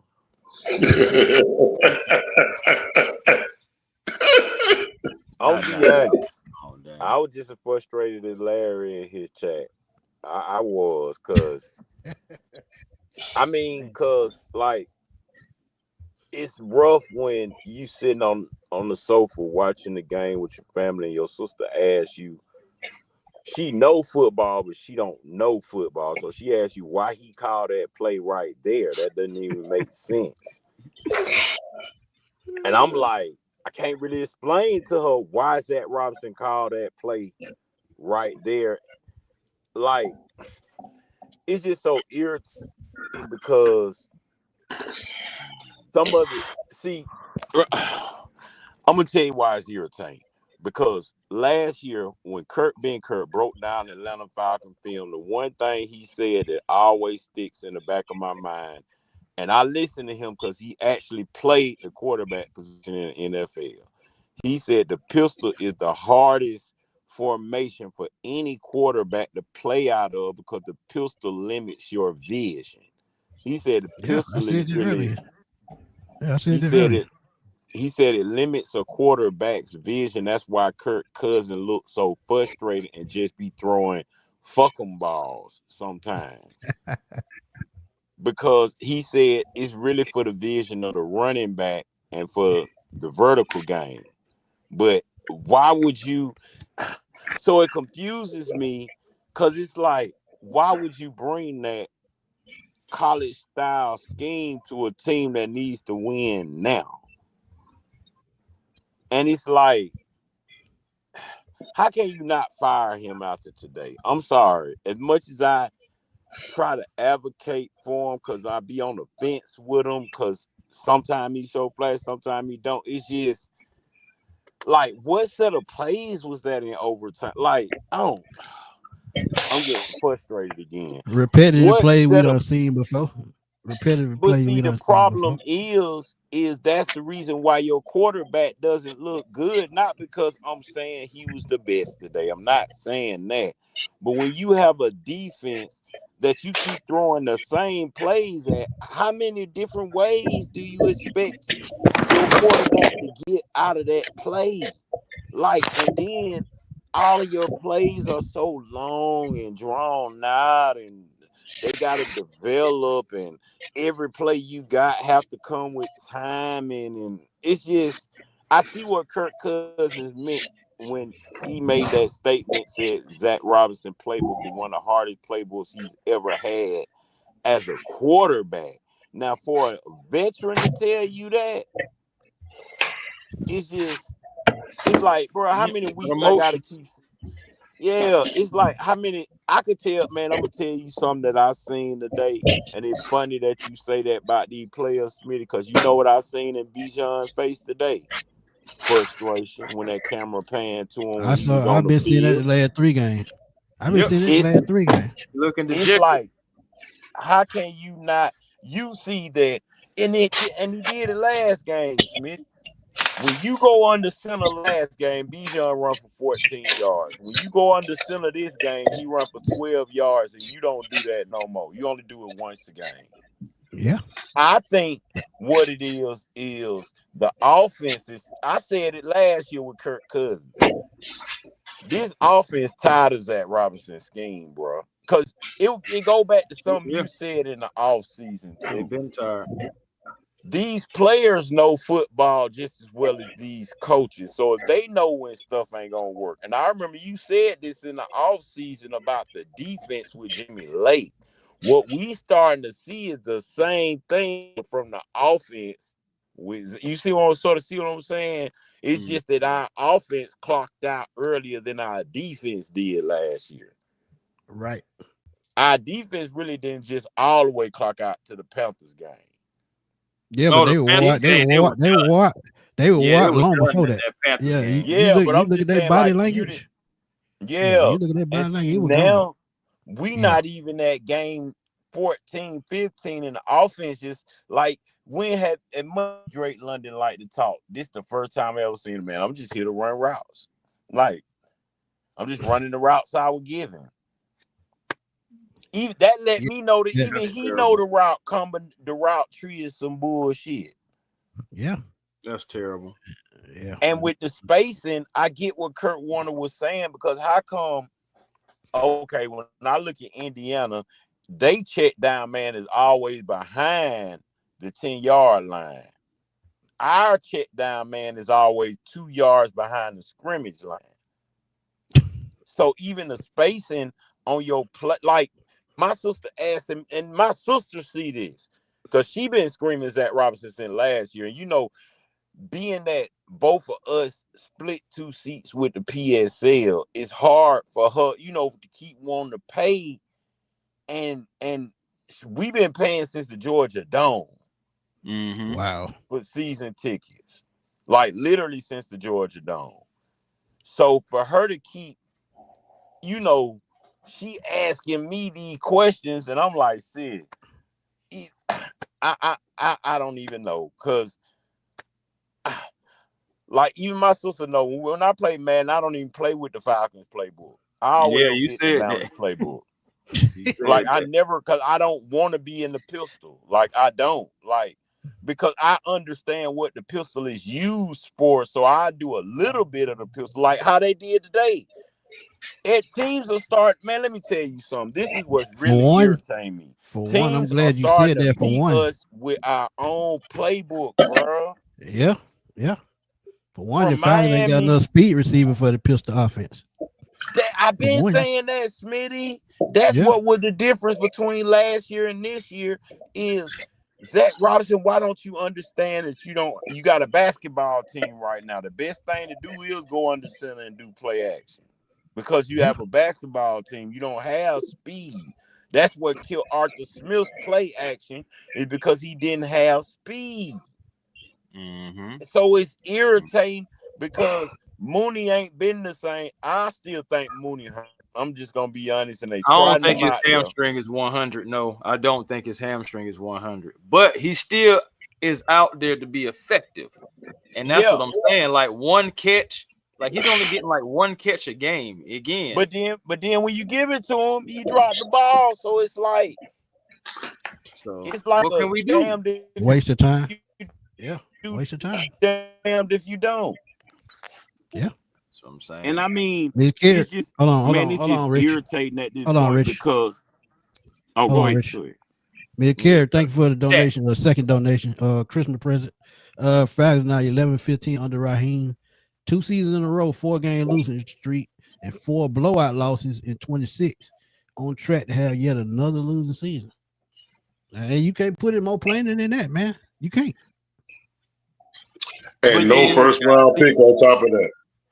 Well, see, I'm still not mad about the first round pick. I'm not mad about it. I don't care about that. Because ain't none of them jokers that's coming out of college this year gonna be as good as trash. Man, Chris, right now. One thing that me and you agree on is I don't give 2 fucks about that first round pick because I really know good. I know for a fact ain't no defensive player coming out like James Pierce. None. Not a one. I could care less. I feel like that was the right move. That move really saved Terry's job, honestly, if you really want to be honest about it. Because both of them have been showing out. Think about if we didn't have. Matter of fact, no. Let's just act like. Let's just say like we didn't have Jalen Walker and what we had Pierce. Look at all those plays we wouldn't be making right now. Yeah, in the run game, man. That in the run game. So and now that they playing him, and now that they playing him at off-ball linebacker a whole lot more. Right. Then they don't stream up on us. Yeah, he froze up on us. But yeah, I get what he's saying, man. I tell y'all all the time, and I put it on Twitter all the time. one of my followers said, "Man, that's what you always say." I was like, "Man, fuck them picks," because at the end of the No, day, but that's why I don't There you really go. see us getting rid of Raheem, because I don't see the Falcons risking their defensive coordinator. I'm just being honest. If I was them, I wouldn't risk We've it. done that before, Richie. Remember, But it was see, a guy named Ryan Nielsen here. yeah, Yep. and that's what I'm saying. Any head again want his guy. Period. It is what it is. There's nothing funny yeah, about it. Every coach want their guy. So I don't Right. see. I'm gonna be honest. I'm gonna tell you why Raheem having all these problems. Honestly, because you did something. This is why I say I hate our organization structured more like a business than a football team. Because there's no way, if I'm GM, I'm letting you come in my organization with 2 rookie coordinators. There's no way possible we're doing that. Yeah. But that just Because lets see, you this know would have been Terry did not make the hires. no, that's what I'm yeah. That was saying. No, that's what I'm saying. So if we were structured like a real Falcon football organization, I think both of them would have been on last year. I do. But I that's just my thing, honestly though, do. King. We have an organization that's full of yes men.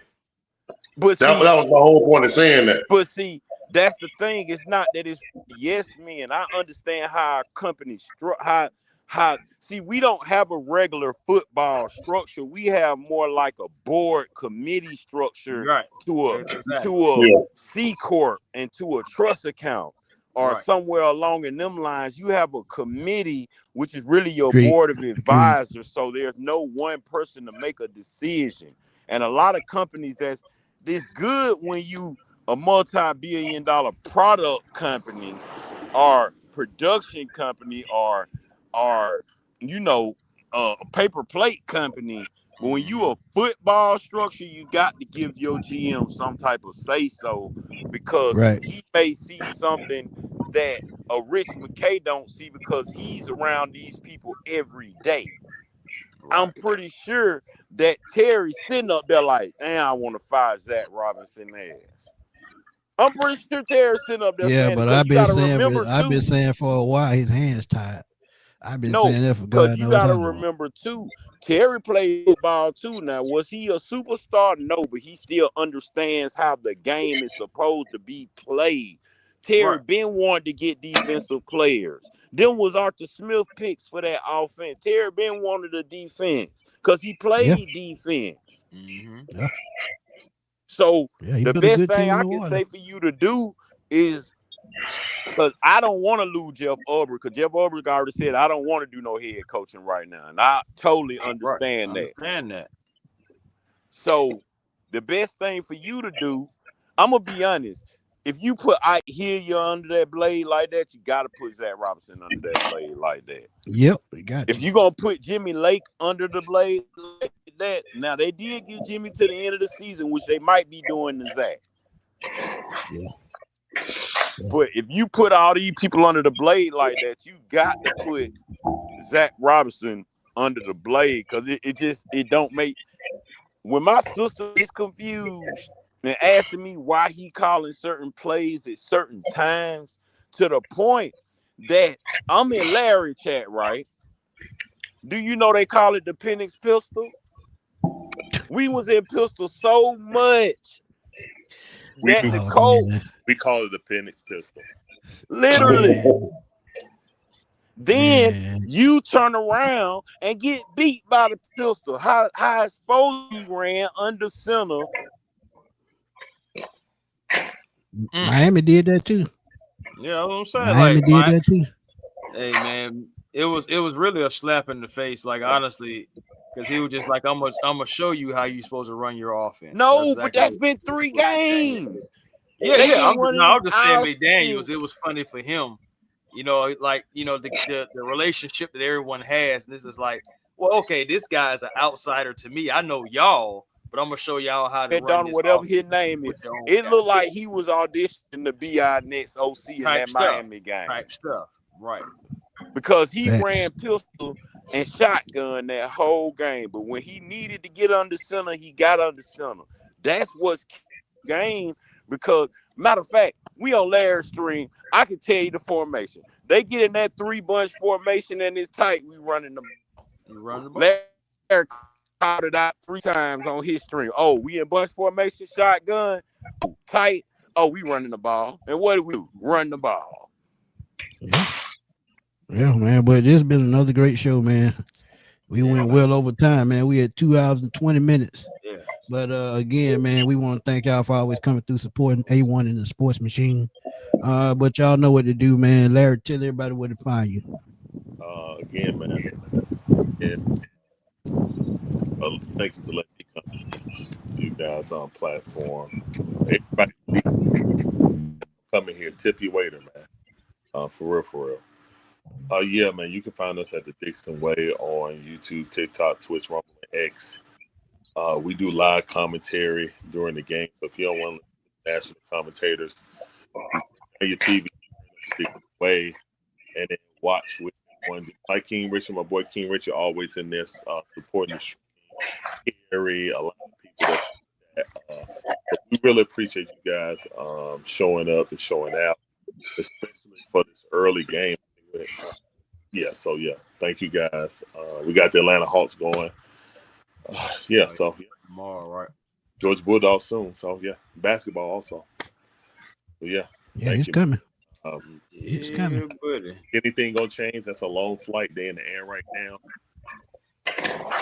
Some things change, man. I want to see that red.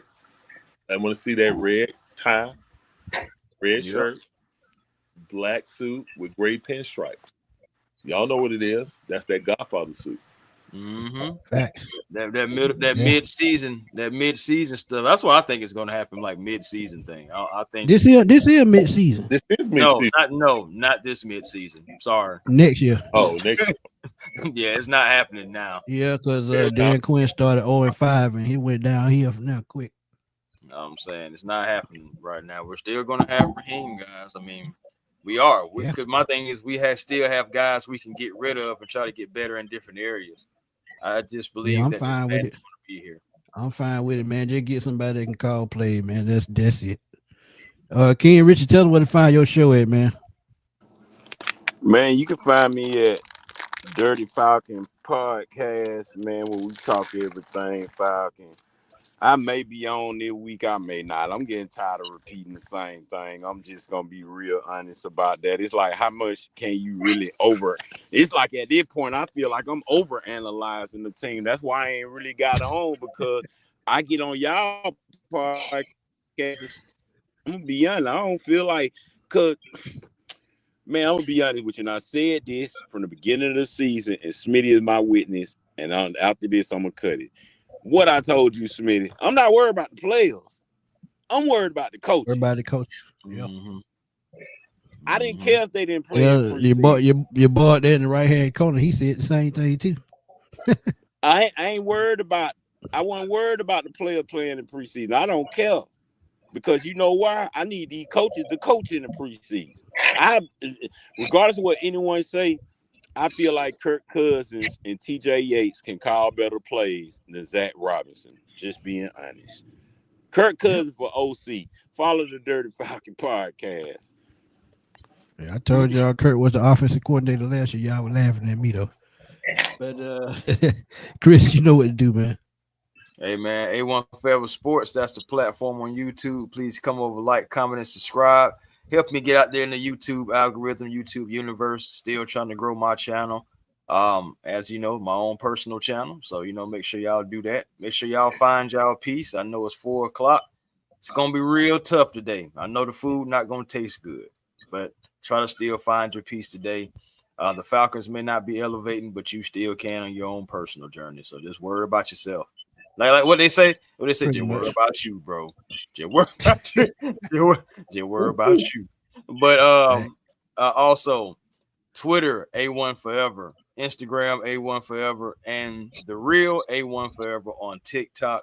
Great show as always. Y'all make sure if y'all just pulling up to the show, y'all go back to the beginning. It's a long show, but it's a lot of things going on in here, and we got to figure this thing out. 7-1 or 8-0. That's the only thing the Falcons. It's the only shot the Falcons have, and I don't think they're going to be able to reach that. I ain't gonna lie to you. Yeah, let's get it, man. You know what to do. Hey, man, for the ones that's in the gaming community, man, I'm a content creator as far as NBA 2K, Madden NFL 26. Just like my name is showing up on the chat right here. Let's get it, GA. Now y'all ahead follow me. Y'all want to get the game in, get some runs in on the video game side, hit me up, man. I'm always down the run, man. But Chris, Big Bro Smitty, man, y'all know it's always love. Larry, always love, bro. You know what I'm saying? There's always much love and respect to y'all, man. Y'all know how I do. Absolute facts. And man, y'all don't know it, but that gaming community is deep, boy. Look, it is. You got 16-year-old millionaires on that gaming thing, man. Yep. Yeah. I would play with them, but I ain't picked up 2K in 2 years. I told them they got to make a better product before I spend money on them. I got you, Larry. You might get your head beat in, but you'll learn real quick. You know what I'm saying? I'm just messing with you, man. I'm messing with you, bro. Hey, man, I'm just messing with you, dog. I always make tax bills, bro. So I'll just salute to you, Larry. I've been messing with you, brother. Hey, Larry, as long as you don't play with Zach Robinson playbook, you'll be good. I promise you, I play man faithfully. I play man faithfully, not that I play much. 2K. I don't play Madden no more. But yeah, I Yeah, haven't played. You got to play that old run balance offense on Madden because yeah, you do. Another offense, you're gonna be through. But yeah, man, catch me. Go ahead, Earl Larry. What you say? I said I would never use his playbook, man. That's trash. I would never want to be in the pistol 80% of the play. No, man, I run and shoot before I run that. Exactly, man. I'll be in goal line. I'm just gonna choose another. You know how you could just choose somebody else's playbook, man. I'll go with the old Dick Geron playbook first before I'm running that. Well, I go get Kyle Shanahan playbook. Well, that's normal. You gonna run? You gonna. Yeah. Hey, Berto. We've been saying that for God knows how long, and they couldn't even develop a thing of Clado right now. It's so bad. But hey, look, one thing real quick, Smitty, because it's something I told my sister earlier, right? Did you notice that everybody from our Super Bowl staff is the ones that's basically just about really winning right now? As far as me and Chris done said that. God knows how many times. Yeah. Look, we don't went over everything. Mike McDaniel. Everybody but him. But his only problem is his quarterback. If he had a different quarterback, he'd be dangerous. But to go back to what Berto was saying before we get out of here, man. Didn't Raheem tell us he hired about 10 coaches that worked with a quarterback before we started last year? 10 quarterback coaches, right? That now. Work with, not develop. Ain't none. Never mind. Yeah, that says it all, man. Time to go. But yeah, man, y'all catch me on Smitty Sports Machine on YouTube. Also on Twitter at FatBoySlam_21.